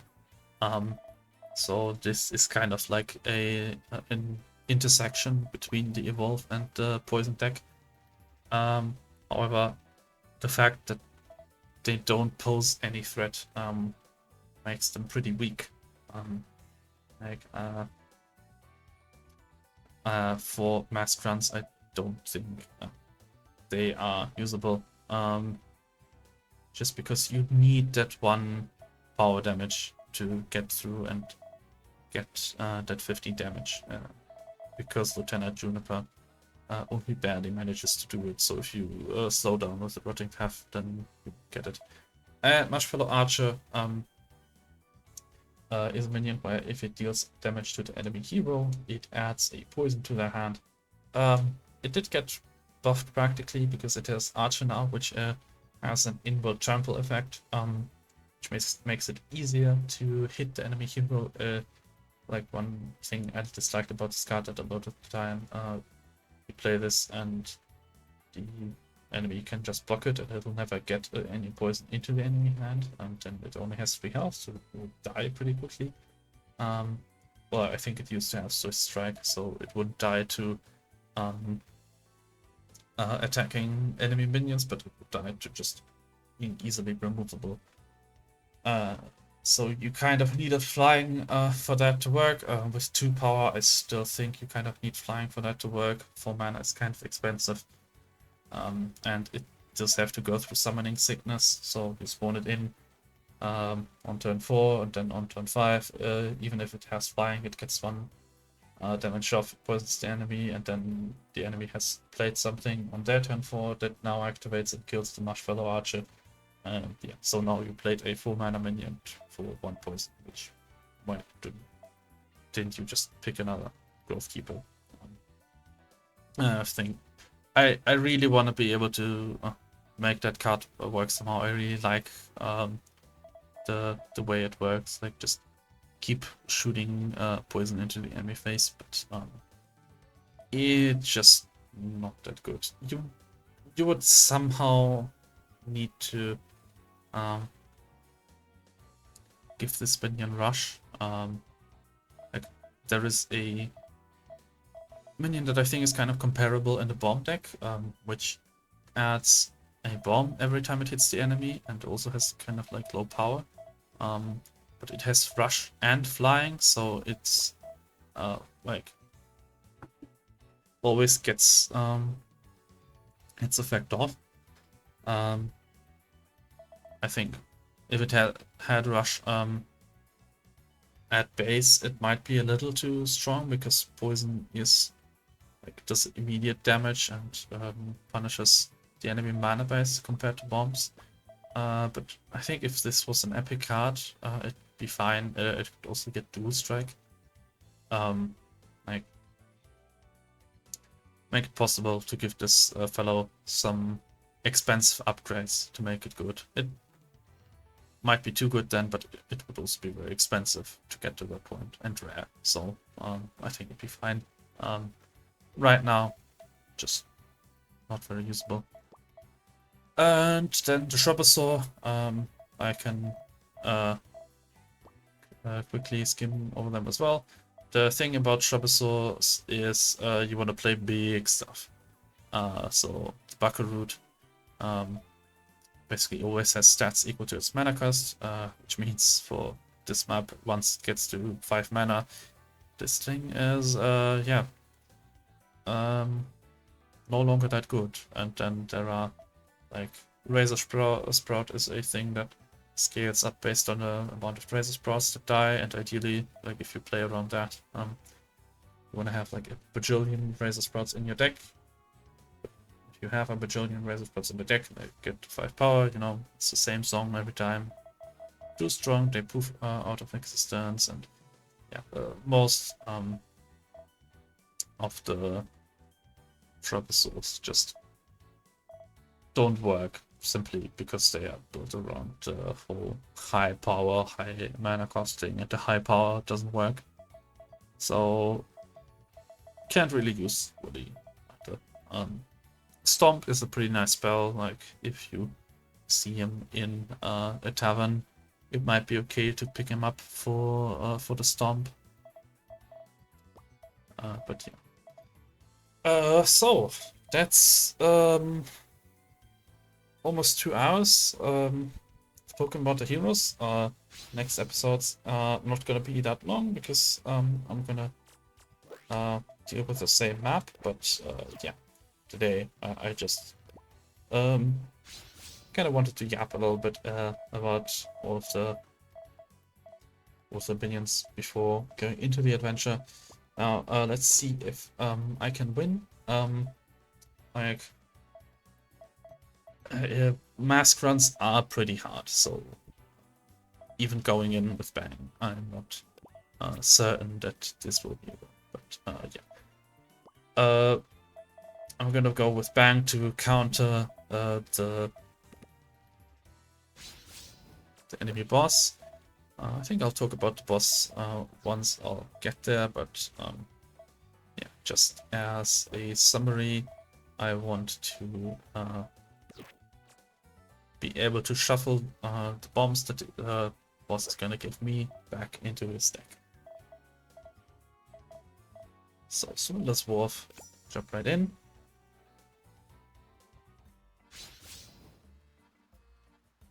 And so 3 nodes I basically always look out for on this map. Seafin Shrine, Special Fight, and Quartermaster. I don't see Quartermaster on this map, so I can't talk about it this time. However, I do see Seafin Shrine, and I do see our Special Fight.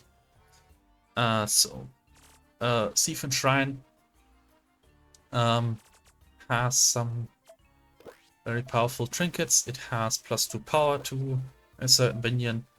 We can give that for the Jolly Bomber, for example, although it's usually more important for other decks, more minion-focused decks.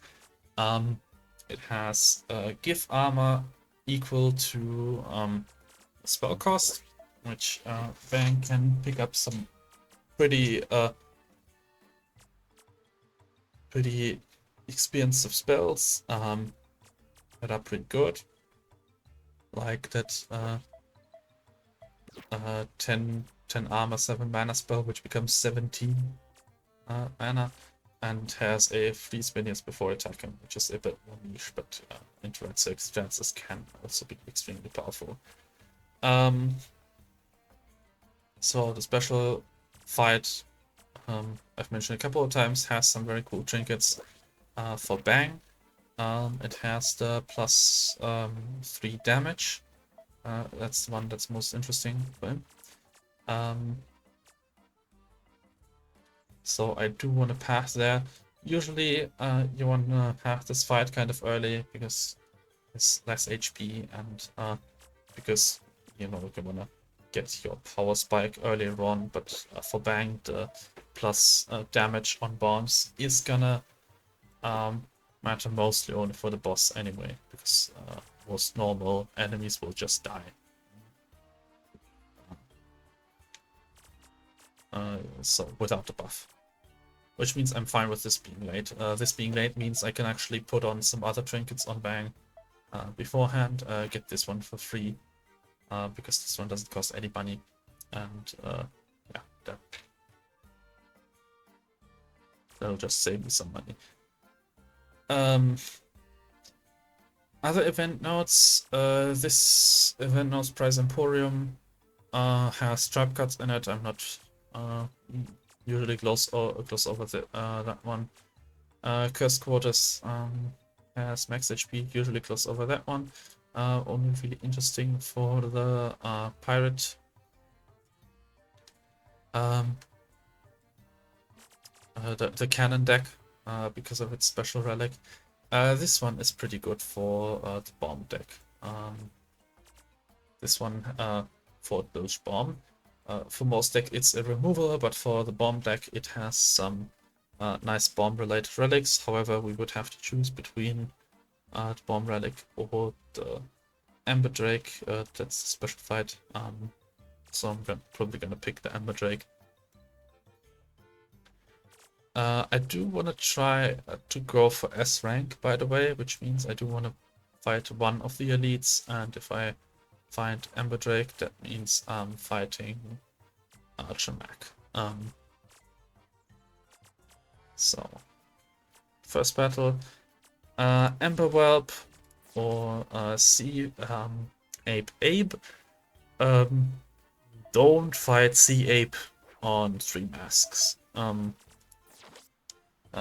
Sea Ape is the cannon deck, and yeah, if he gets usually that's fine because the cannons are kind of slow, and if he's just on 5 HP, you can often kill him before he gets to use the cannons. Like it's gonna play a cannon on turn 3 if he draws one, and then like play one of the pirates the next turn.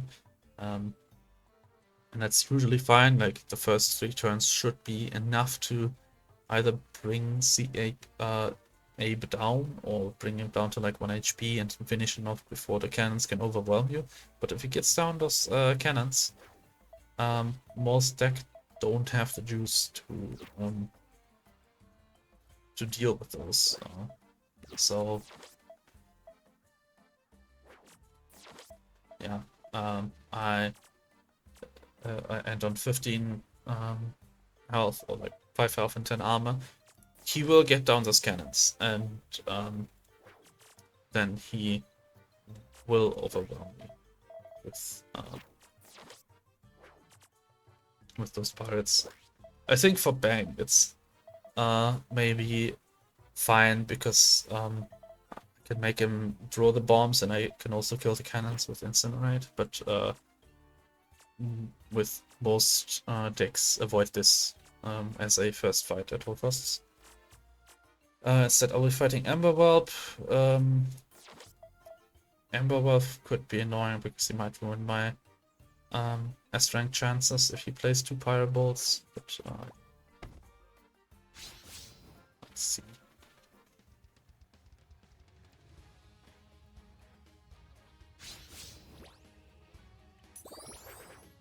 So I draw like all incinerates immediately. I want to look for my Jolly Bombers. I'll keep 1 incinerate just so I can delete the first Ember Whelp, and yeah, that's what I want to see. Fortunately, I'll get to see my hand before the Doomed Recruits are shuffled in, so the first hand will not be trashed with Doomed Recruits, which does make that first draw quite important. So yeah, there we go. First Doomed Recruit, and I'll just play it on a Jolly Bomber. Usually I'd wanna play it on an play a minion on an AWP lane and try to get the damage through, but thankfully, because we are doing our damage with bombs, I'm fine with just blocking the minion and stuffing the enemy with bombs, and I can play one of my Doomed Recruits.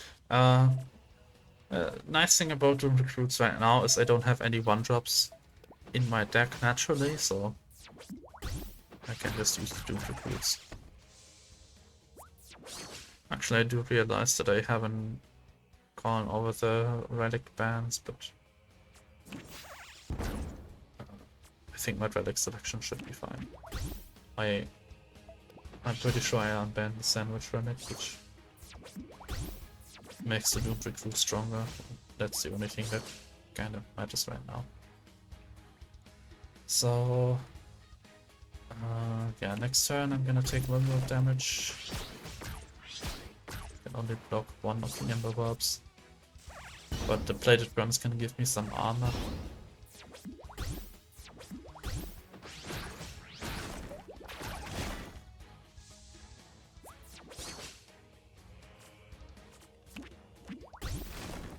I think I'm not gonna even play the Jolly Bomber, I'll just block.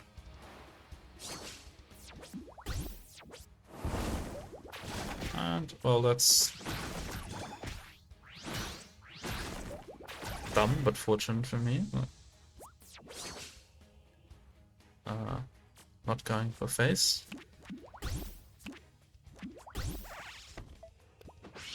And pretty simple. Bomb takes care of the enemy.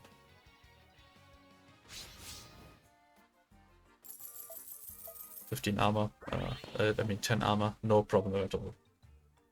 Full bang. Right, first card reward. I can either go for some big removal spells.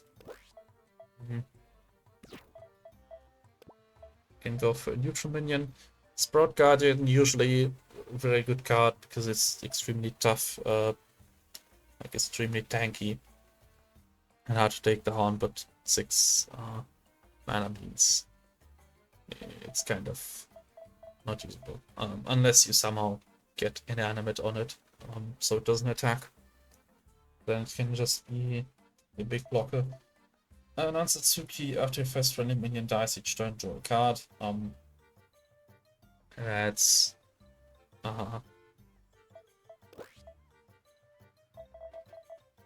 draw. I stated that draw is kind of important, but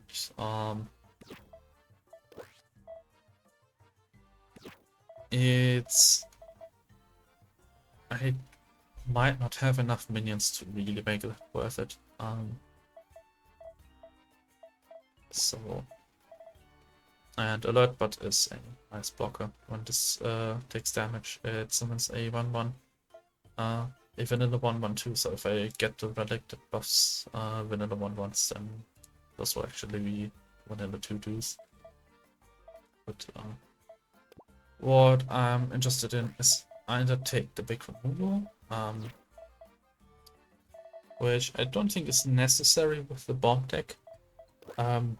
Like there is the Blast Mage in particular, which will deal damage to enemy minions based on the amount of bombs we put into the enemy deck, which is hopefully going to be a lot, so I'm not really going to need those fireballs. I'm not going to need them for face damage either, because that's going to be Bang's job. Potshot for some small scale removal might be okay, but picking up this wall package is quite nice. Grog has a potential draw option.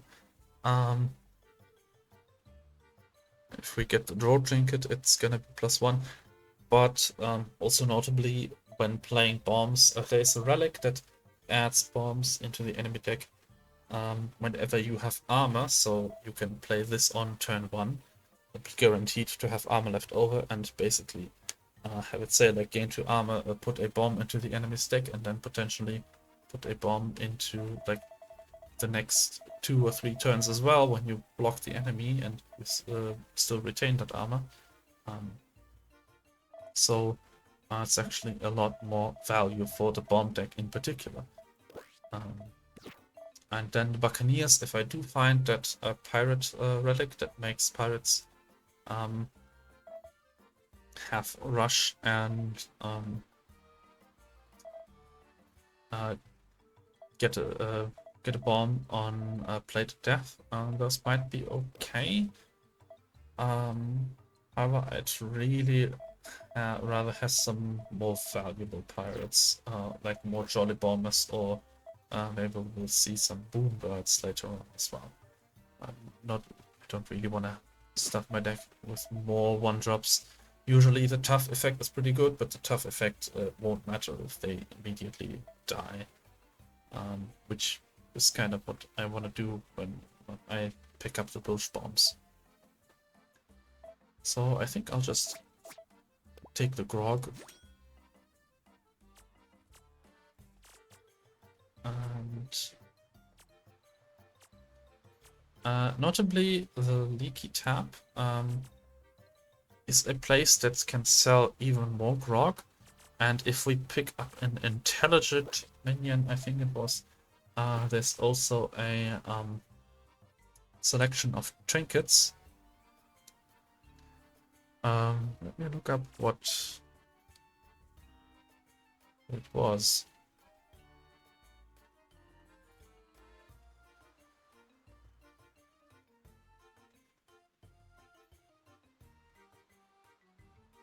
I am in the process of like compiling a spreadsheet with every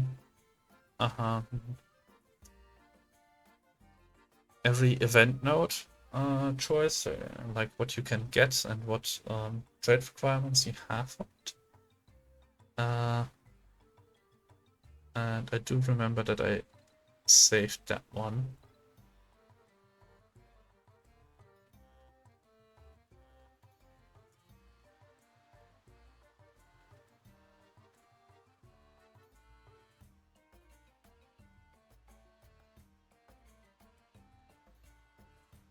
I'll post the recording because it seems to be loading a while. Okay. Yeah, so I'm back. So the trinkets I can get at the Leaky Tab. Unfortunately, I did not mark down which trade requirement it had, but I am pretty sure it was intelligence. Is +3 -1 power, +1 power, and -1 mana. So, particular interest would be if I do pick up the Bilge Bombs, +3 power, -1 mana, because it would, -1 health, I mean, because it would make the Jolly Bomber like just a immediate nuke that immediately dies and adds like 3 bombs on the turn I play it. +1 power is not really relevant for anything I have in the deck right now. Might become relevant for the secondary minion I pick up. -1 mana could be nice for the Plated Grunt.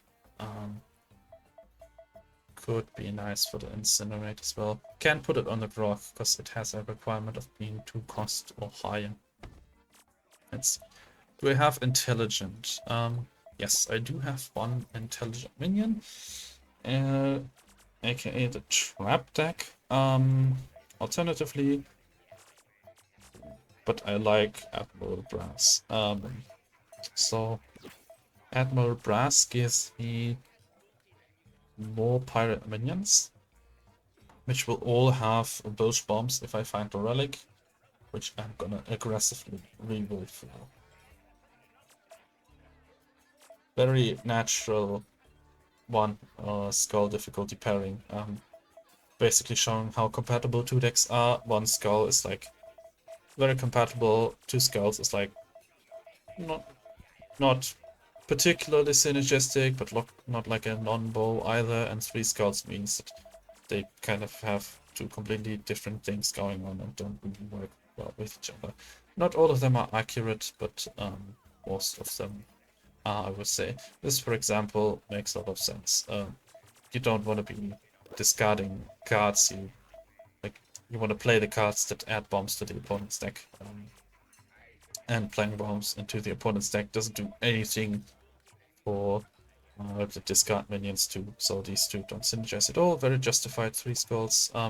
One skull for this one is interesting. I think the reason why the game considers to be compatible is because they're both meant to be kind of like a stall deck. Personally, just like with the poison, I actually think that there's a build with traps that makes them much better as an aggro deck. But intuitively, it's like bombs, you gain armor, you put bombs into the deck that don't immediately do anything, so you kind of store them out, and then traps are supporting you in that play as well. But I don't know how much I actually like the traps. Tinker Tots is something I would want to remove immediately. I think I did have a campfire up ahead before going into the lead. But yeah, redeeming a trap is okay, but adding a copy to the deck is kind of slowing down my draw. But bombs, Bog Beam is a pretty strong trap. Transforms minions into 1/1 cluckies. But not reliable, because sometimes the enemy is playing a weak minion anyway, and then you're paying like 3 mana to turn a 2 mana card into a 1 mana card or something. But sometimes it can get like a big, like 5, 6, 7 drop. But yeah. In terms of intelligent minions, I would have picked up Lieutenant Juniper, the poison deck, or the frost deck. I think is also the intelligent modifier, but I think since Admiral Brass is here, I'll pick that one. So this does mean that Seafin Shrine is now of interest as well.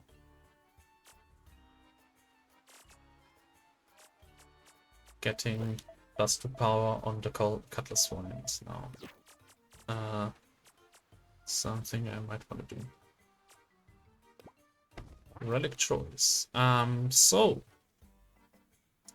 got the Admiral Brass relic, the Bang relic, and the Neutral relic. Sly Gloves usually extremely powerful. However, I only have red cards, so it's not gonna do anything until I find another faction to add in, which technically possible. Like the Seafin Shrine could give me blue cards. However, then I wouldn't be able to get the +2 power trinket for the Cutlass Swine. I think I'm just gonna pick the Presto Gauntlet. If I have armor, shuffle a bomb into the opponent's deck. Because the +1 power on pirate minions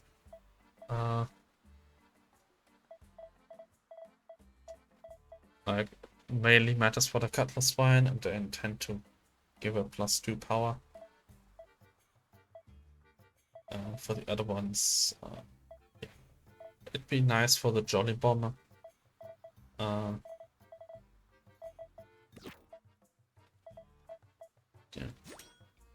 Take the +2 Gauntlet. And then I want to go into the leaky tab, but I want to have money once I get there, which means I should take the campfire over the trinket shop. So this means I have to... Well, if I want to fight the elite, I could battle Barrel Belly, which is a very easy fight, but I would have to go through 2 relic shops, and I'd only have money for 1. Does increase the chances of seeing Birchball, but 1 campfire is also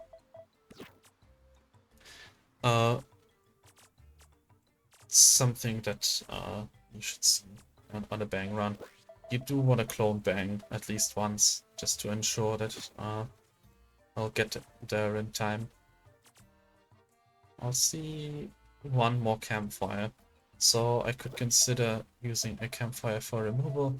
If I were to remove something, it'd be the Buccaneer.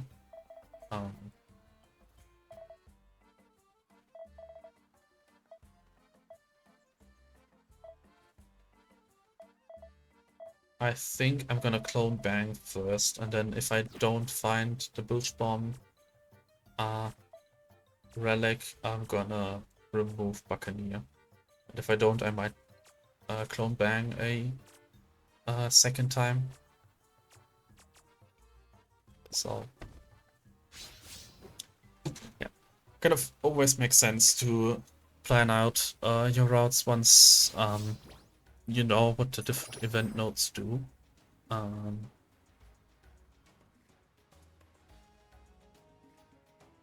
Yeah, and I like 2 Jolly Bombers in hand. Yeah, I guess having Ban in hand immediately is also nice.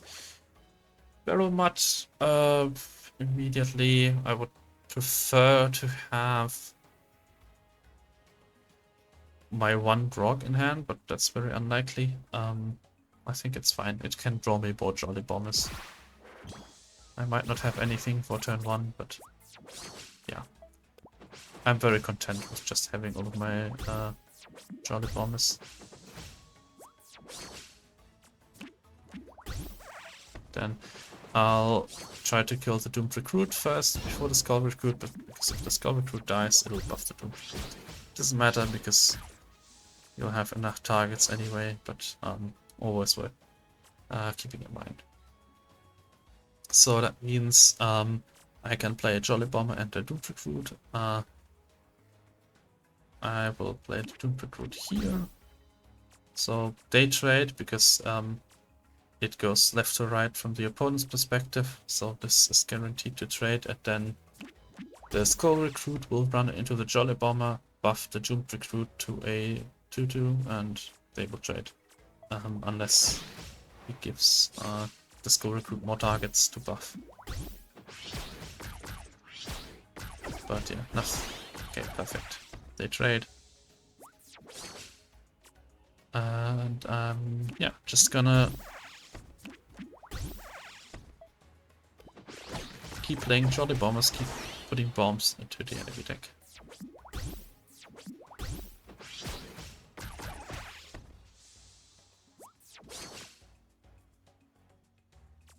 And actually I can put down an Admiral Brass, and then next turn the Cutlass Swine can take a swing.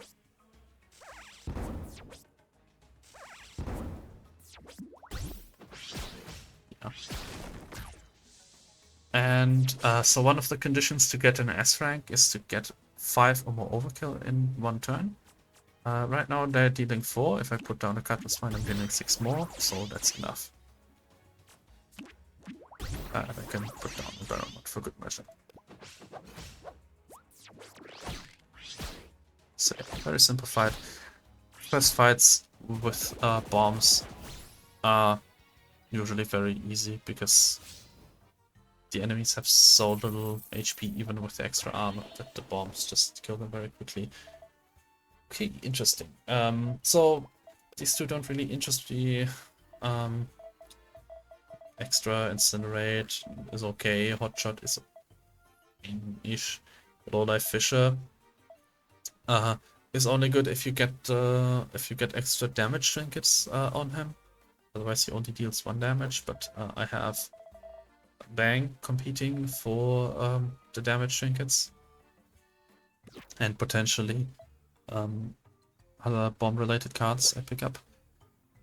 Yeah, the Jelly Dancer is pretty bad. It's a 4/4 that summons 2/2s. Barely more than like 5 mana value. And Emperor, yeah, when it dies, it's a blocker card, basically. Like the Emperor can block something, and then the Emperor Bulb can block something again or attack in return, but I don't have anything that does anything with death rattles or the like, so I definitely want to get more Grog. Question is, do I want Captain Violet? Captain Violet on play it gives my other pirate minions +2/+2 and lifesteal. This is a nice way to queue back up if I get I lose too much health in a fight. Problem is, if I do buff the Cutlass Vine, it would make her lose the second strike. However, like putting this down to buff up something like a Jolly Bomber or like a Buccaneer. I think getting 1 Captain Violet can't hurt. Like it might save me somehow later on. If I wasn't going for S rank, I'd strike her out, but I am trying to go for S rank, so let's put her in. So, now that I have 3 Grogs, the question is, do I still want to go to the Leaky tab and buy more? Like, if I am forced to go to the node, but I can choose other options. And if I do, I can go to the trinket shop. Not anything that's like desperate for trinkets right now. Cutlass Vine is gonna get her +2 power in time. Bang is gonna get his +3 damage in time. And the +3 -1 for the Jolly Bomber is only of interest if I find the right relic at this node. So I think I go to the campsite. And now that I have a bunch of Grogs and will get even more Grogs, potentially, I think I will strike out the Buccaneer. Especially since I didn't pick up the Pirates have +1 power relic. I kind of just want to make my draw towards Grog and Jolly Bomber more consistent. So, Leaky tab. So yeah, intelligence correct. Intelligent gives you the trinkets, and then aggressive gives you lots of gold and 2 cards that are kind of not good, but okay enough that you're not too bothered by them joining. It's like a 7 mana 7/7 or something with Hothead that buffs unique classes by 3. So if you have like a pirate and a dragon on board, for example, they both get +3/+3. If you happen to have a combination of mercenaries where you have a couple of different classes, can be interesting, but it's also such an expensive card that it doesn't really matter in most fights. Instead, I'll just add more Grog. Grog is really good, right? Because even though it only replaces itself, +2 armor means more bombs. It also means not taking damage to poison, which is what I happen to be fighting right now. So yeah, Grog, Jolly Bomber, Barrel Mud can draw me more Jolly Bombers, so yeah, I am very okay with this.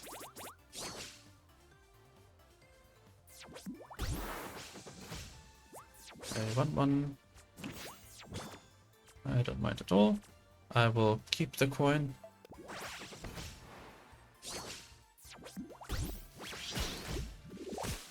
good to keep the coin when playing against poison, just to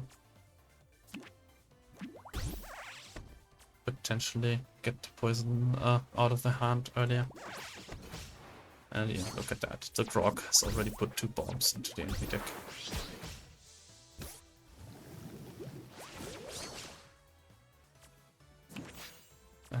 Now I play the grog again.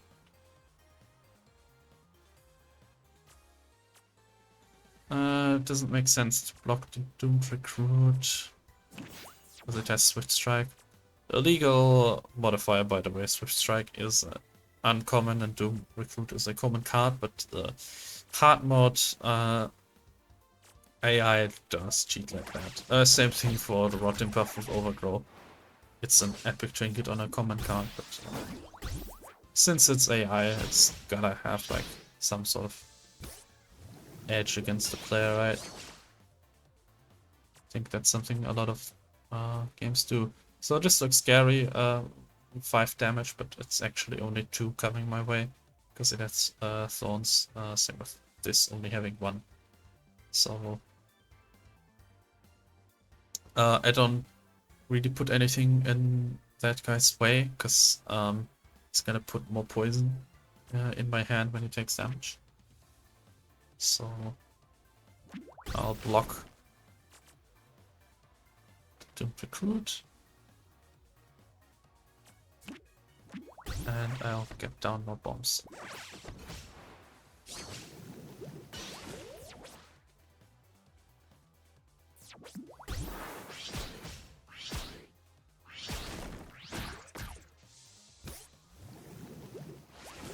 And yeah.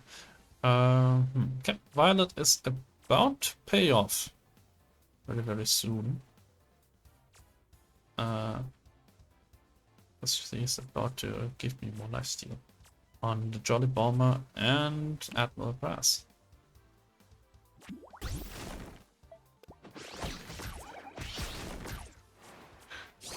I can take up to 10 damage if I want to keep S rank.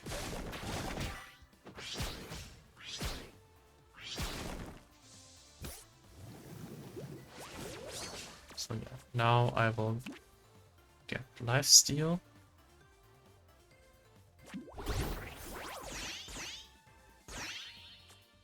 Full power means they both stay on the board. Heal me back to full. Not quite, actually. But yeah.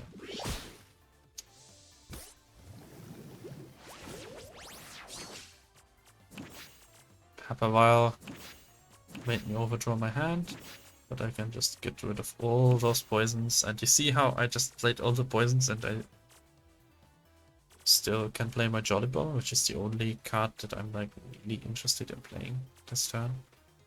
Yeah, that's kind of the thing with poison. Like, it was still annoying, but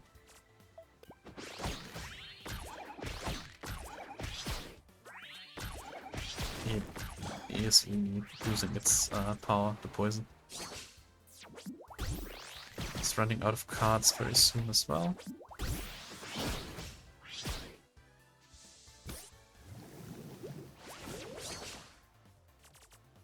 So, he has 9 bombs in the deck. I can clear out the board with Bang right now. Most likely clear out the board. It won't kill. Because he has guard. So bombs that hit him only deal 2 damage, but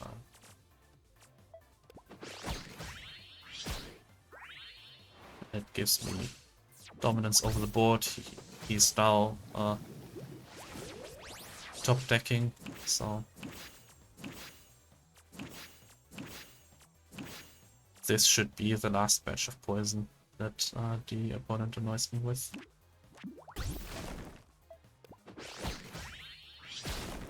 And I'm very glad I picked up that Captain Violet. Otherwise I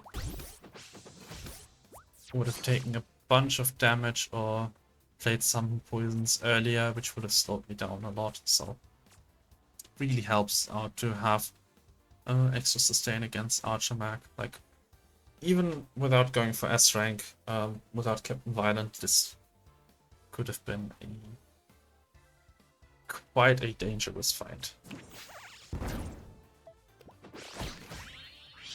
Because over the course of the fight, I do think I took like more than 20 damage or something.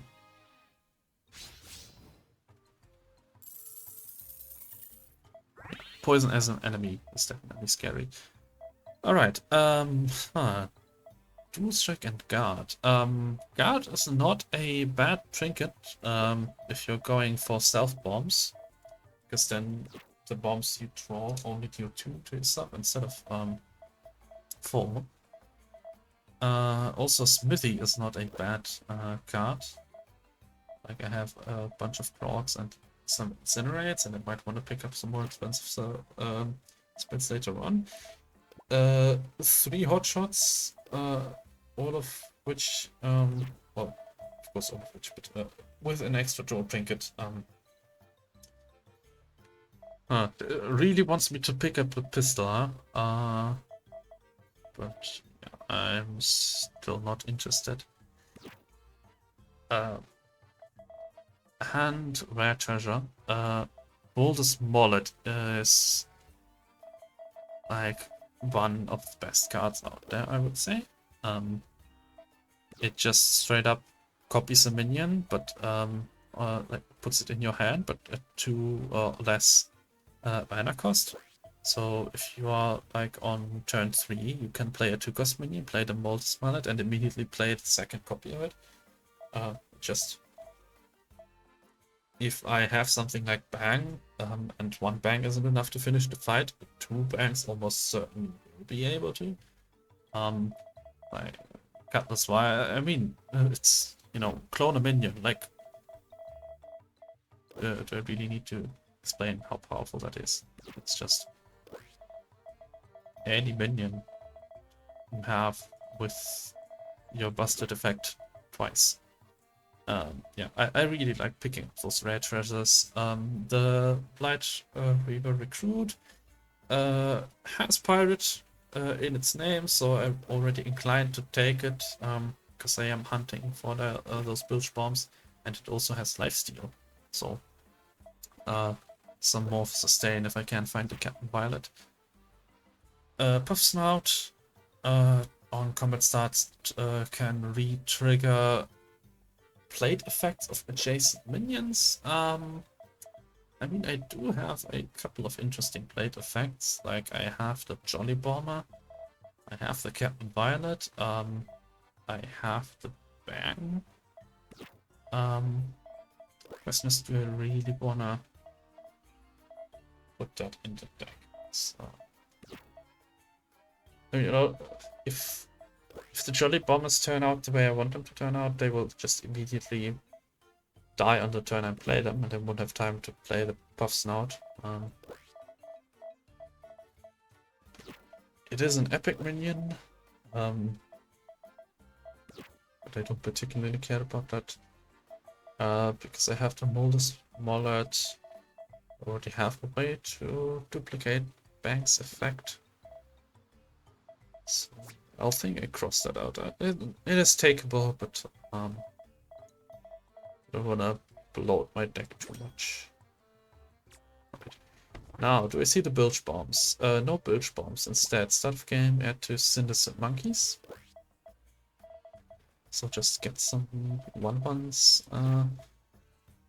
which is fine. But if you don't have Syndesit Monkeys of your own, nothing that strong. Sublighting after opponent draws a bomb, gain +2 armor. Of course, is a nice combo with like Presto Gauntlet. Opponent draws a bomb, you gain armor, you put more bombs into the deck again. It is worth considering. Start of game, into fist cards. Really powerful if you get the Mage Hat and the Freeze minion, because then you can guarantee yourself 2 free spells to keep in your back pocket that are also very cheap. So that once you want to have your double damage turn, you can just time it perfectly. Or you can have like pick up one freeze fist and like one lace or demon fist. They're both kind of very similar. Deal 2 damage. And either like make the next minion take damage or make the hero take damage. So kind of like a cheap removal spell for the other game. But I do wanna dig for those bilge bombs. Starter health +5 makes it easier to keep the S rank. After you draw a bomb, deal 4 damage to the enemy hero. So, you know, my bombs are your bombs, basically. And first time one of my minions would take damage on turn, the damage would be negated. So this is like mostly for hothead minions. If I can get the Cutlass Fine Hothead, for example, to clear out the lane and then damage the hero. But I'm not really keeping my rerolls for anything else. So let's dig again.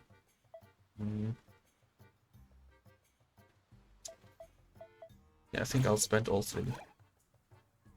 Okay. Didn't find it, unfortunately.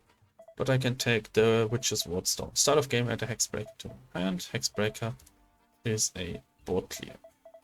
Silence too, so any kind of death rattle and whatnot will also be negated.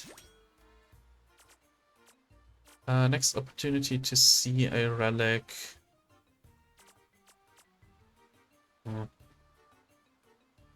Not actually gonna, not gonna see another relic node if I fight the Ember Drake. So I guess I might wanna reconsider.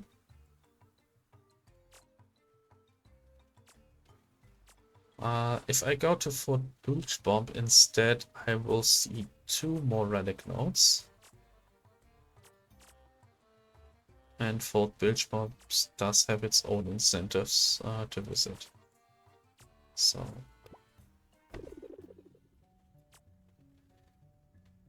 yeah, Thief and Shrine basically has 2 options. Like the first 3 are all related to the trinkets.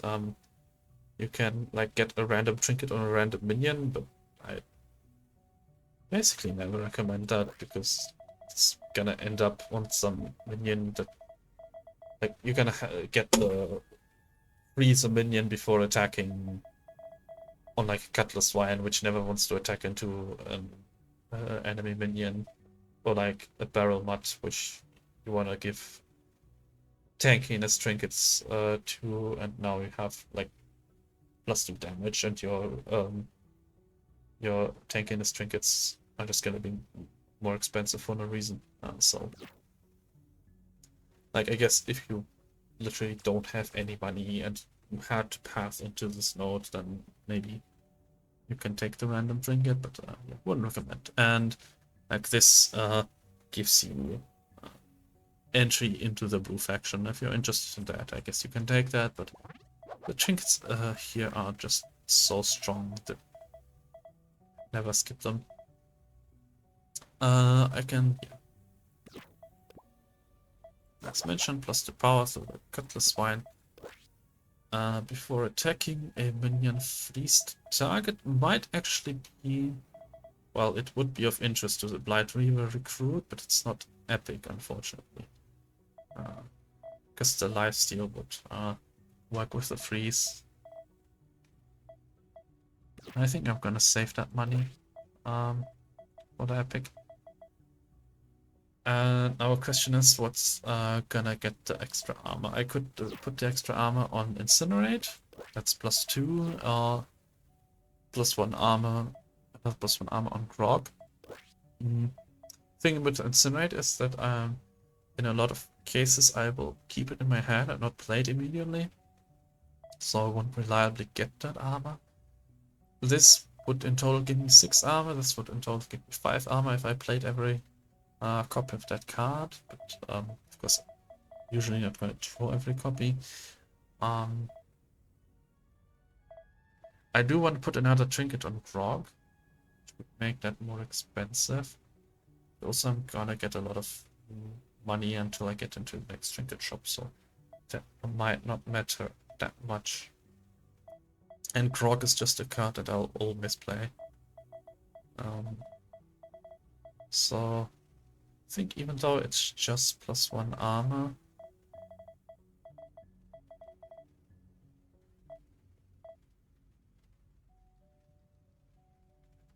I'm leaning towards the extra armor on Grog and save the rest. And it's gonna be bombs versus bombs. So yeah, it's unfortunate that I didn't find the bilge bombs, because they would have helped a lot in this fight. You know, shuffling all the bombs is gonna give me back to him. But yeah, I'll just have to rely on my own old bombs, I guess. Very unfortunate synergy, by the way, with the mask, because he has +10 armor, he will trigger his Presto Gauntlet, like, pretty much for the entire fight. So.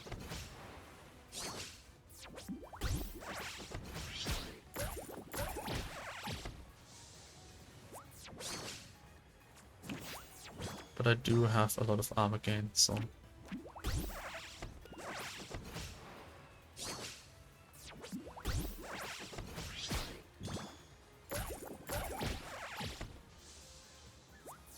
And once I get to play bang, all of these bombs is giving me will be converted into damage against him. So once I'm at 8 mana, I'm good. That's another thing to keep in mind. The Blight Reaver Recruit will kill the Armor Fairy. I'm not concerned about keeping the lifesteal in my back pocket.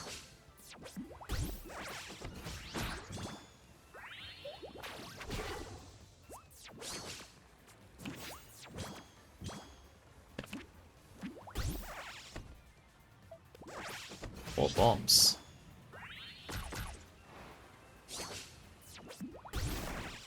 Oh, he's getting his Jolly Bombers a bit late to the party. Draw my first bomb. I will silence and kill, so the death rattle of the Jolly Bombers doesn't even trigger.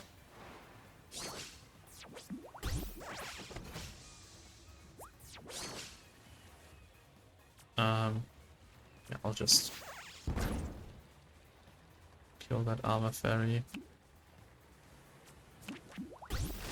I'm not gonna put out more draw next turn. Bang is gonna do his thing.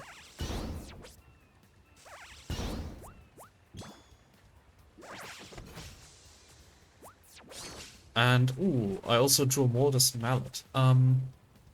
Actually, I just realized it's not that good of a combo because he's gonna consume all the bombs, so the second bang won't have any bombs to consume. Usually, in this fight, there'll be plenty of extra bombs to come afterwards. So right now it's 8 plus 10, so 18 bombs times 4. That's 672. Yeah, yeah, that easily kills. So it's gonna take a minute. Now you'll get to see the full unleashed power of Bang. Reason why I picked him on this map. I mean, I didn't know I was gonna fight a bomb mini boss, but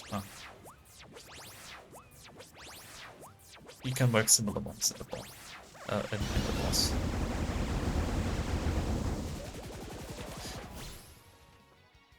Easily got the overkill as well.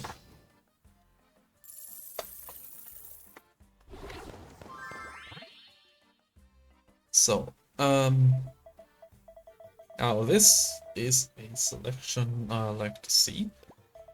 More pirates, more cutlass swines.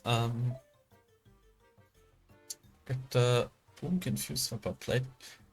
Oh, with Rush, That'd be pretty cool on any other map. I mean, I guess even on this map, if I get like 10 bombs into the enemy stack, having a 12-12 rush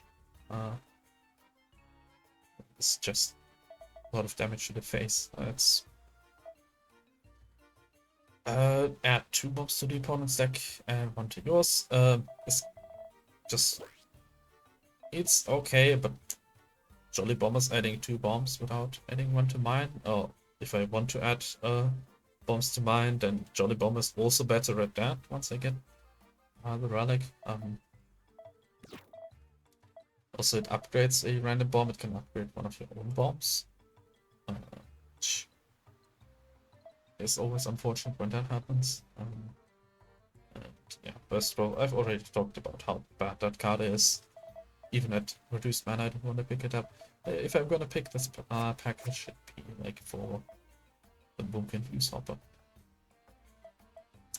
But there's also the Blast Patch, which deals 2 damage across the board for each bomb in the enemy's deck.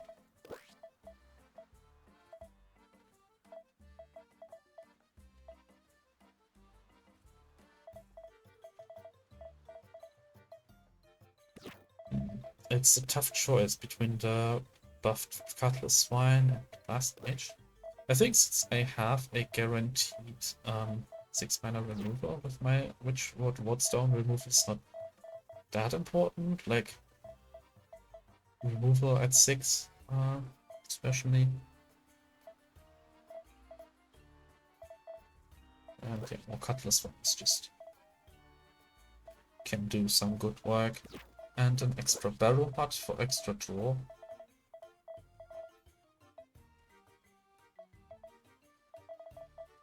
Get the Cutlass Swines out earlier. Yeah, I think I like this pack quite a lot. And yeah, since I don't get to see a relic node on this path, but I get to see 2 on this, and I get to see a bomb-specific event. I think, at least. I might not have the correct modifier to get into the armory, but we'll see.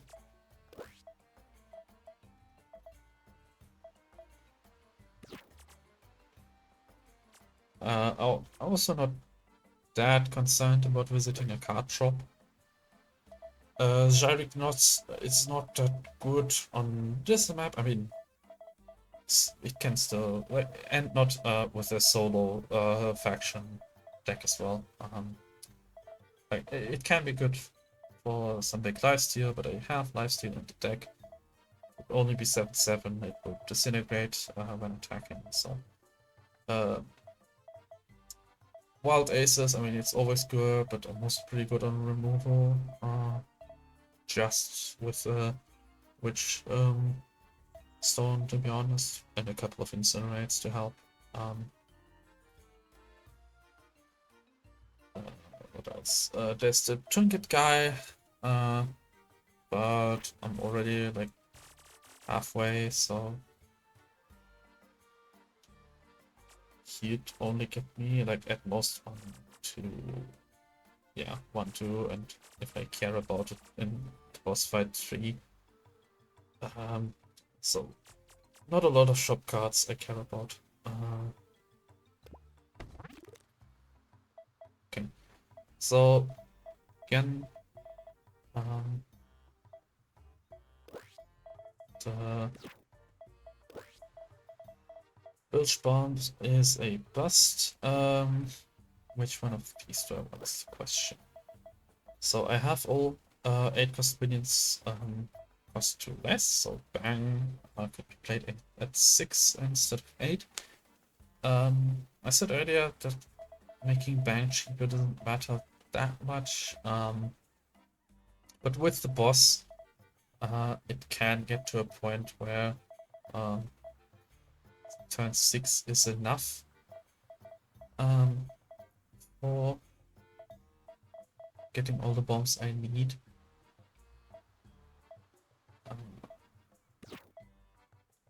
There's also, after I draw a bomb, deal 4 pirate damage to the enemy hero. This is a lot better if I already know that I'm gonna get bilge bombs. Because right now I'm not adding any bombs to my own deck, so right now that would just be useless. I think I'm gonna take sword plating though. Extra armor when enemy throws bomb, that's fine. And yeah, I'm gonna keep my money. Like I'm gonna see 2 trinket shops later on, so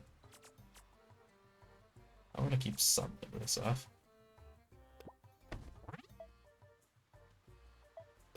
Because I might be interested in adding more trinkets to the cutlass line, which would be expensive. I can cut or clone. I haven't made a clone of Bang yet, so let's get that out of the way.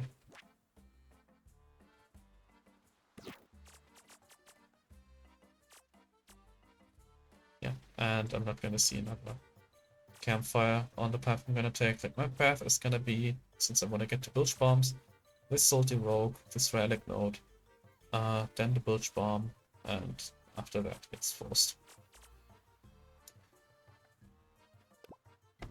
Salty rogue,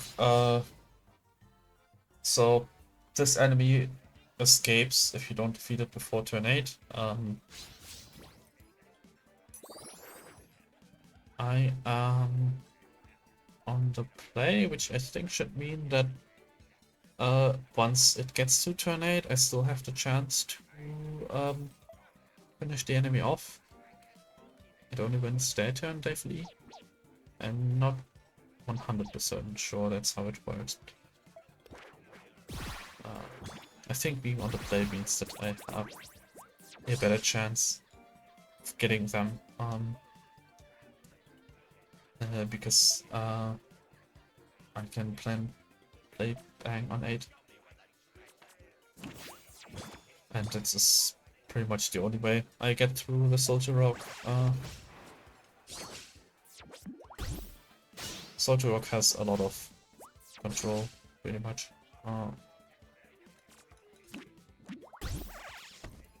And with the +10 armor, yeah, it's pretty unlikely to get through that.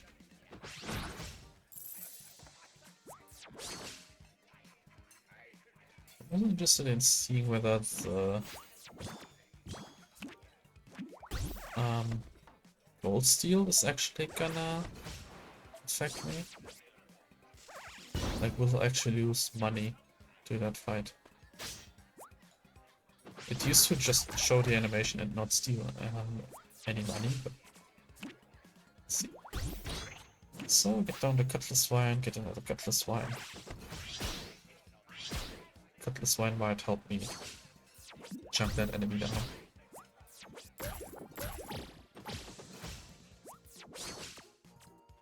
Especially if I keep doing more of these. I might want to stagger them, because if she has raining knives, it would kill 2 Cutlass Vines at once.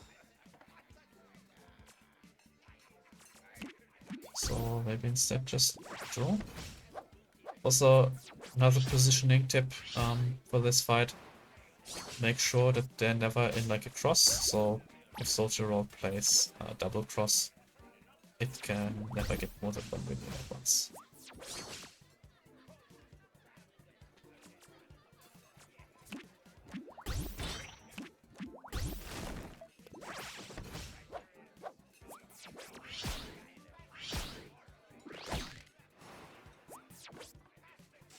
Okay, cool, more bombs.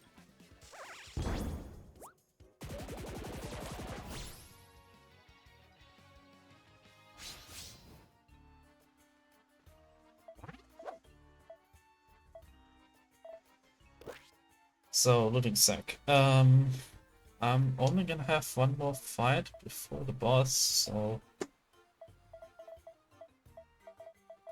it's probably not worth putting this on anyone, because no one who is able to hit the hero.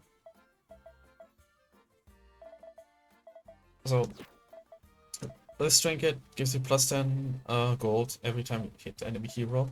Thing is, if you put this on someone like Cutlass Wine, who in this deck is like the only one who can really use the loot sack right now, the trinket cost for the next trinket is gonna increase by 50.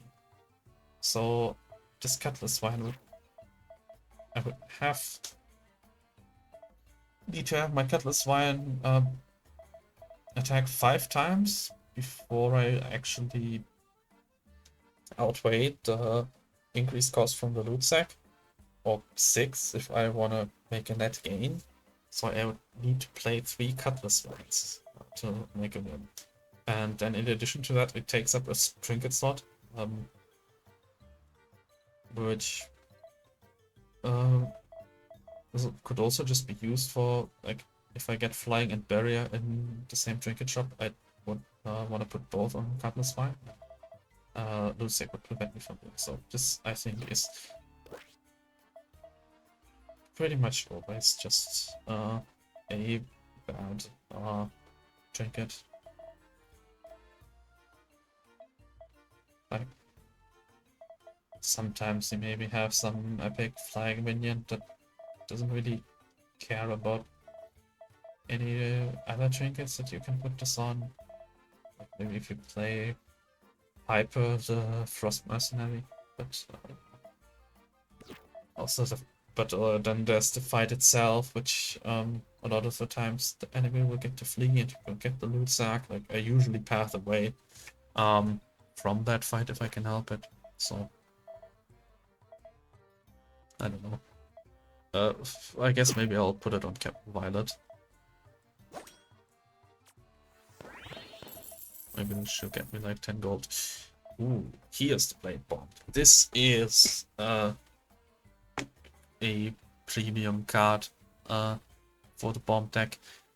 Deal 3 pyro damage to all minions and add a bomb to your opponent's deck for each destroyed. So it's like a wrath effect, but then it adds a bunch of bombs. It pairs very nicely with Bang. So one of the things with Bang is that some of his bombs are going to be spent on destroying enemy minions. And if that's the case, then sometimes there won't be enough to actually kill the enemy hero. However, if you play Blade Bomb on 7, clear the board. 3 might not be enough to clear the board on a 7th turn, but if you damage buff it, it easily can be. And then you can play Bang on 8. You have added, you've taken away targets from Bang, and you've added a bunch more bombs for Bang to use, and that'll just guarantee kill the enemy, even if the enemy has guard, as the boss will have. So alternatively, there's another Grog I can pick up, perhaps with some brown tools, which can give me more pirate minions to play with. I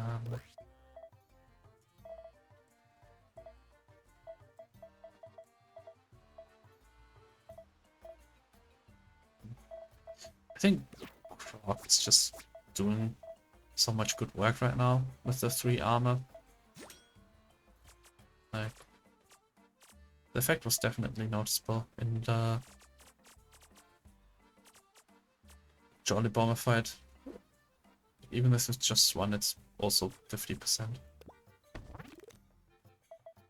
And now I have... well, don't really want any of these. Although, I do wonder. So Skeleton Key draws me 2 1-cost minions. And then discards them at the end of my turn. Pretty interesting for the discard deck, first of all. Second of all, I think this does trigger after I select my first hand. It might trigger after the Doomed Recruits are added to my deck. And this would be a way to filter them out, basically.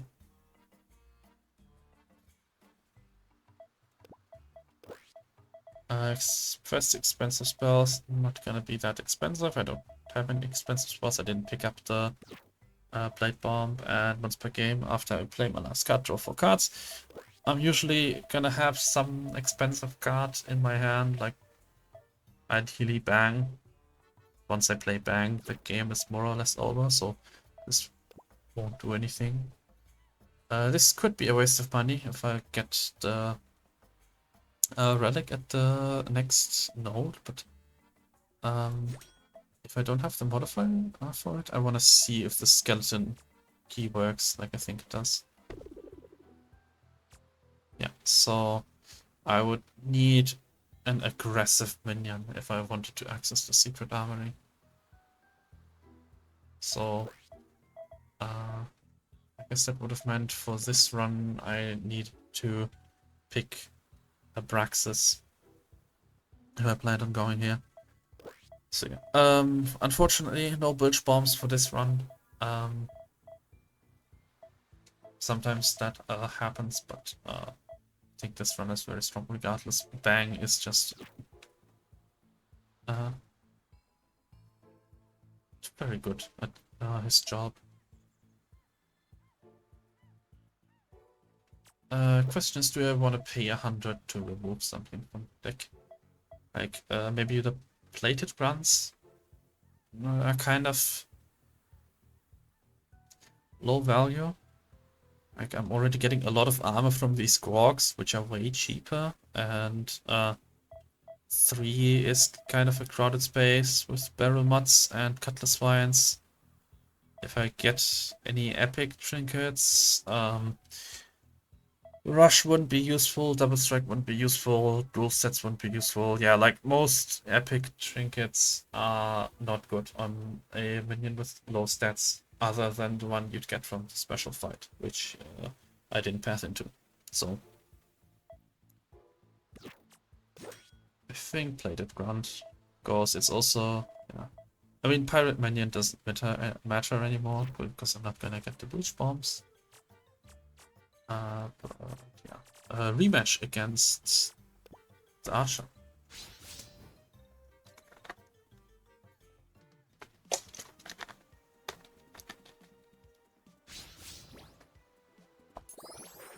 Yeah, but this time it's not an elite.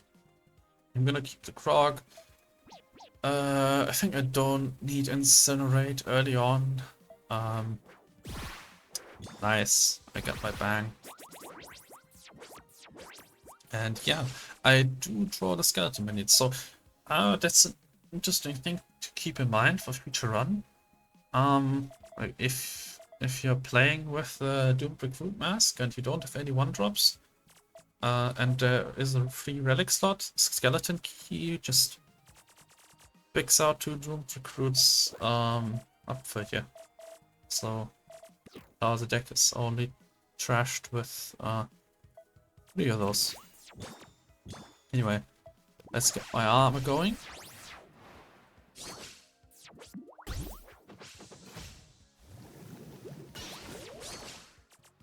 Get my bombs going.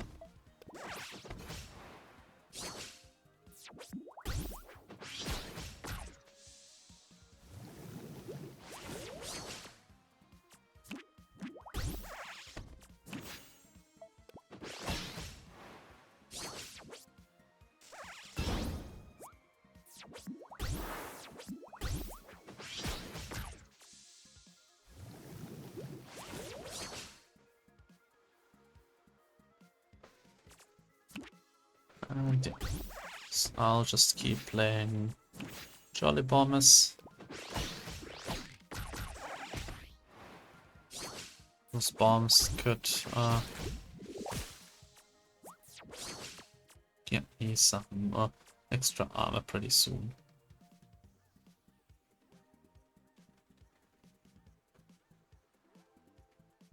And guess I'll block.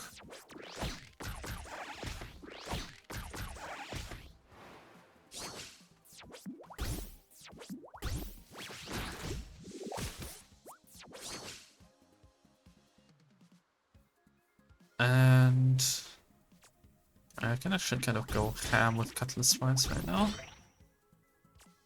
Push it in 16 damage.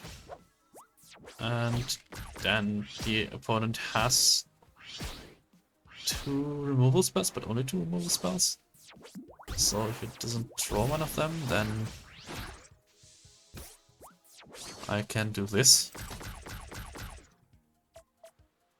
Witch's Bloodstone is an incredibly good relic. Just for any kind of deck, but of course with this sort of rush deck in particular. There's like 2 turns in a row where 2 buffed Cutlass Vines attack into the enemy. That can bring down just about anything. So, yeah, the card advantage pack is an insult. 2 best throws.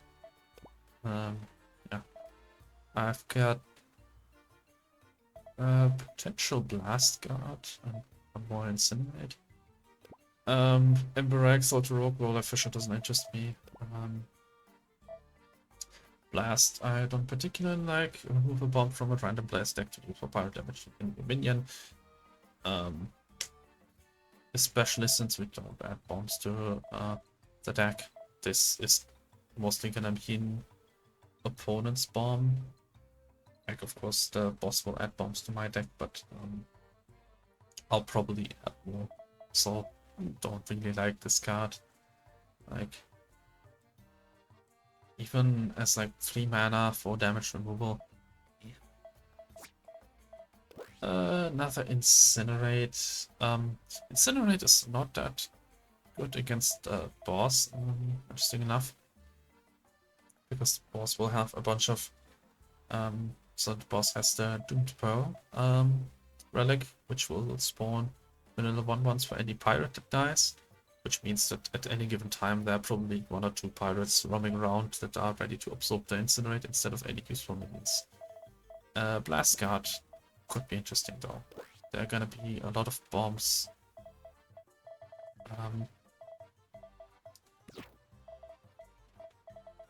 Flying around, so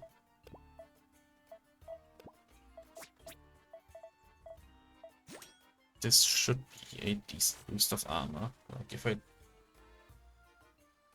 draw this at worst, it should go like neutral. It should at least generate as much armor as the enemy is gonna take on whatever turn I play it. And stalling is good for me. Alright, flying. Flying is awesome for the Cutlass Vine. I also see Hothead. Hothead is awesome for Lifesteal Relentless. And +1 power. So, let's think about this. So, an uncommon trinket for the Cutlass Vine right now would cost 160. So Cutlass Vine is basically done with buffs. I would have to pay 100. I would have to pay 90 for a Grog buff, which I could afford if I buy the +1 power. Question is, can I buy an uncommon anti-Grog upgrade? That'd be 90 and 60. That would not be enough. So if I see +2 for the Grog, best I can do is another common trinket, which +1 power is probably the best common trinket I'm gonna see.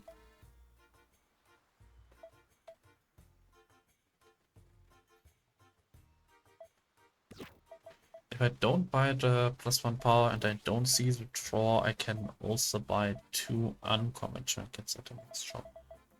Next trinket shop. I think that's probably fine. So main thing I'm thinking about with the +1 power is whether it changes any thresholds. Jolly Bomber right now kills the Buccaneers, the 1/1 tough minions. It might be useful to get rid of barrel mods.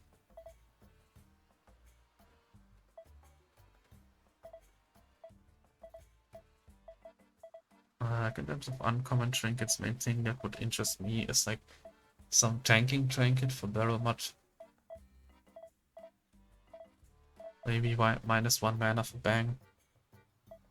Like -1 would actually work out pretty well, because then I have the board clear on 6 and finisher on 7. I think +1 power is convincing to me. I also don't want to put +3 -1 on Jolly Bomber, because I want Jolly Bomber to attack into something like a Buccaneer, survive at 1 health, and then block the 1/1 Doomed Recruit that the boss is gonna spawn as well.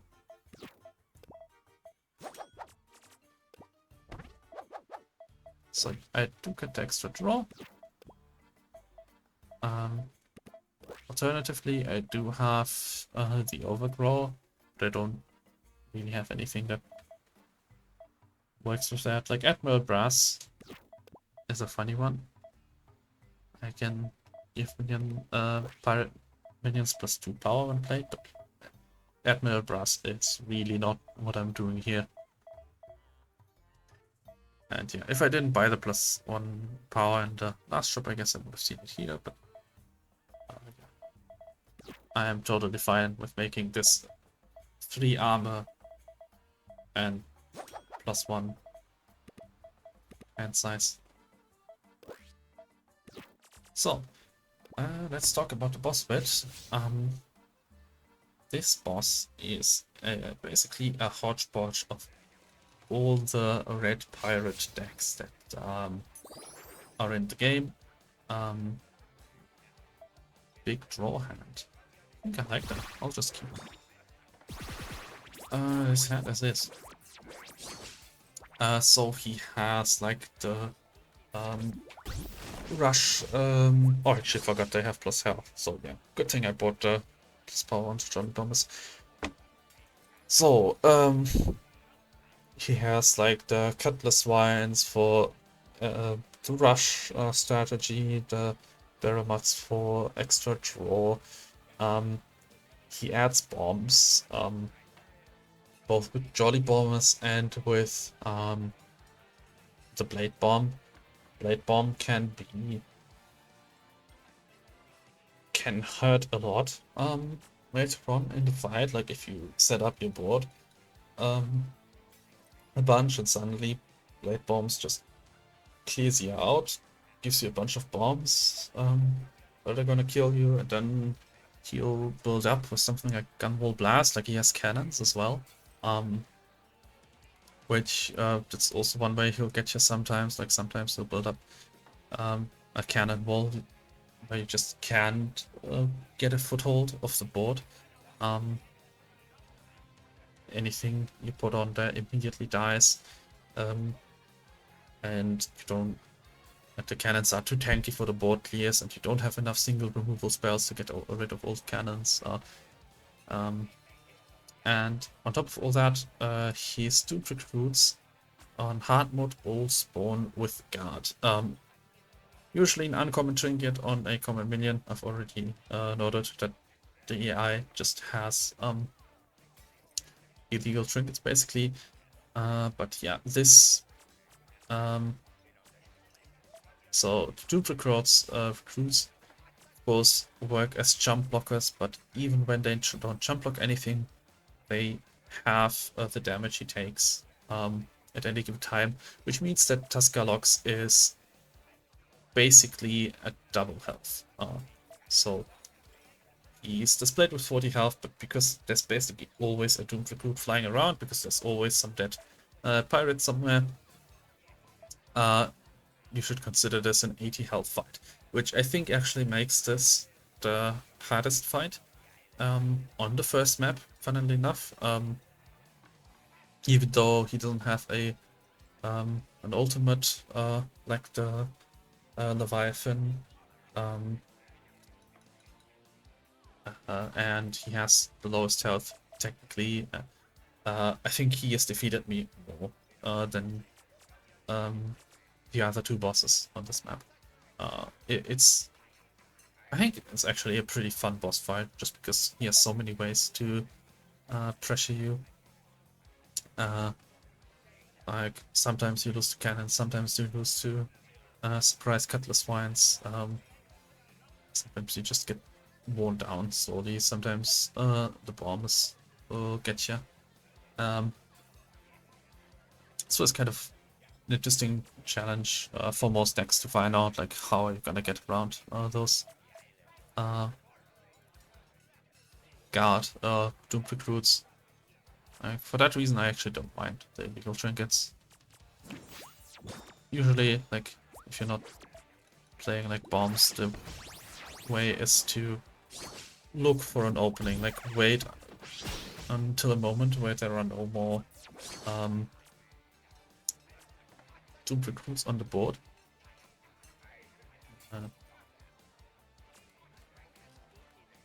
Yeah, and try to strike at that exact moment.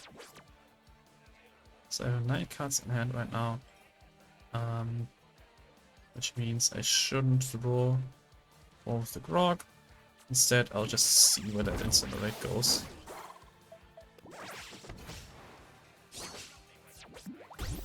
Not particularly worried about keeping the coin here. There's nothing I'm really rushing towards.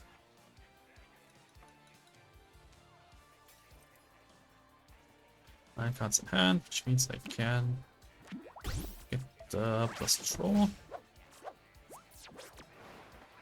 Nice.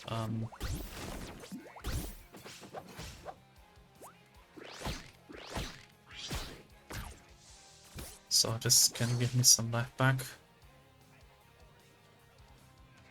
There are no doomed recruits on the board right now.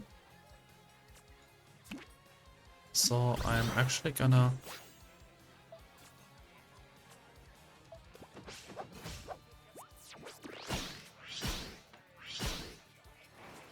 use that opportunity to cut the swine.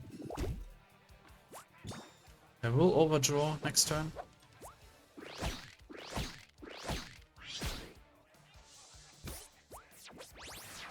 Yeah, that's unfortunate, but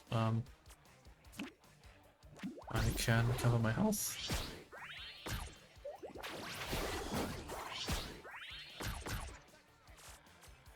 Just a little bit. And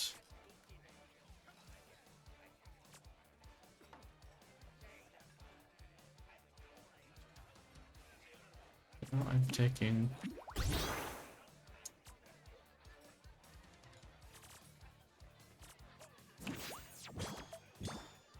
I'll get extra armor. Okay, never mind.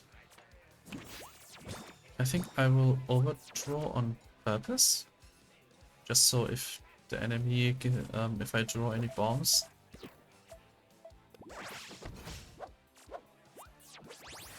the bomb won't explode.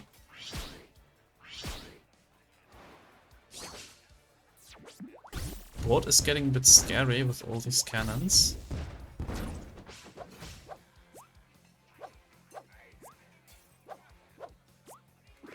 Also, you can see, like, he's getting a bunch of draw.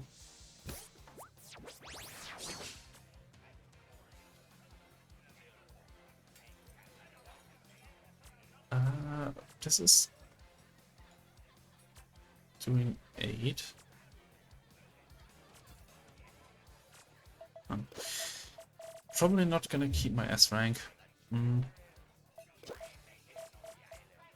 Discarding that Cutlass Swine was unfortunate. There are 5 bombs right now, so this would give me 7 armor.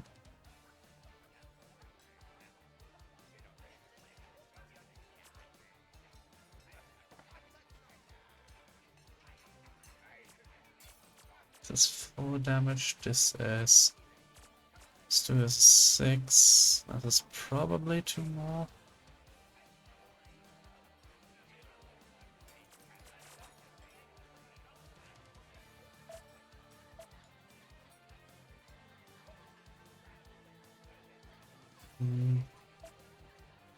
However, this would leave me at enough health to keep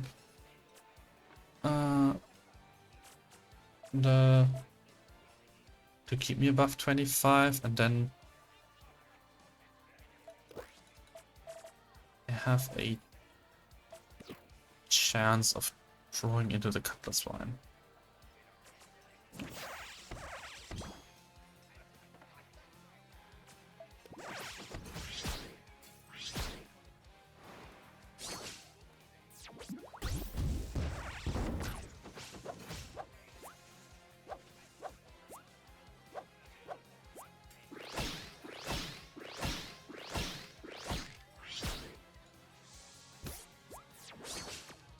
I did get the Cutlass Swine, so you can see this can get pretty scary. I've probably mishandled that fight a little bit.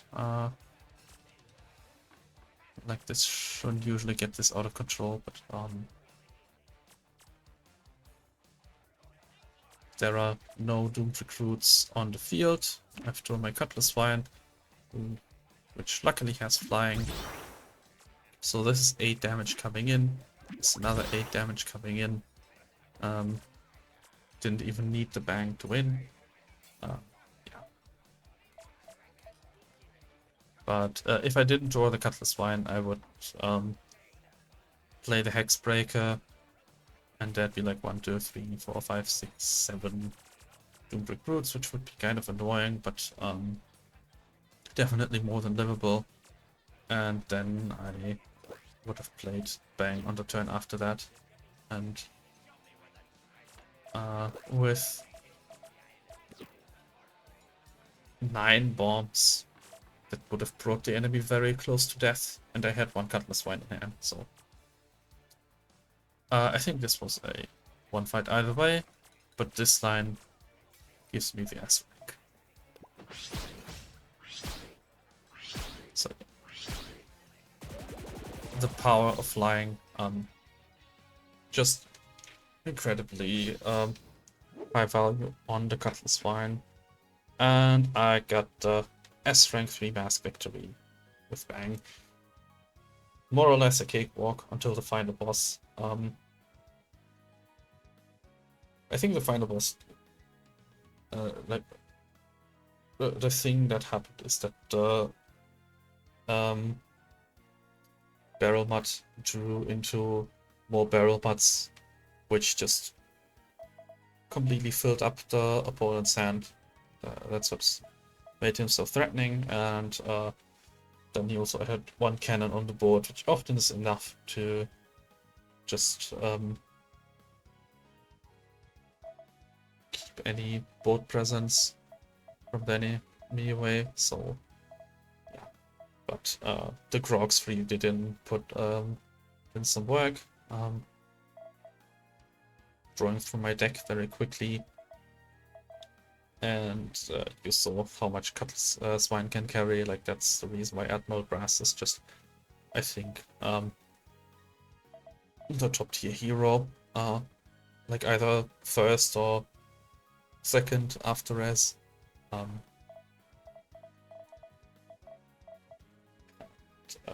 Yeah, unfortunately I was not able to show off the full potential of Bang. Like, Would have been better if I went for the armor ultimate, especially with those many Grogs that are extra powerful, like 4 Grogs basically activate 1 ultimate. And I didn't find any Bilge Bombs either, but I think there's a good possibility I might use Blast on another run of the series, and if not on the first first rotation of all the maps, then maybe on the second one. I will try to use a different minion on every map. More or less, I think there's going to be one map where I'll make an exception, but yeah, I'll see what I can do for the next one. I hope you enjoyed this very long episode of Crossbirds. A lot of detailed explanation.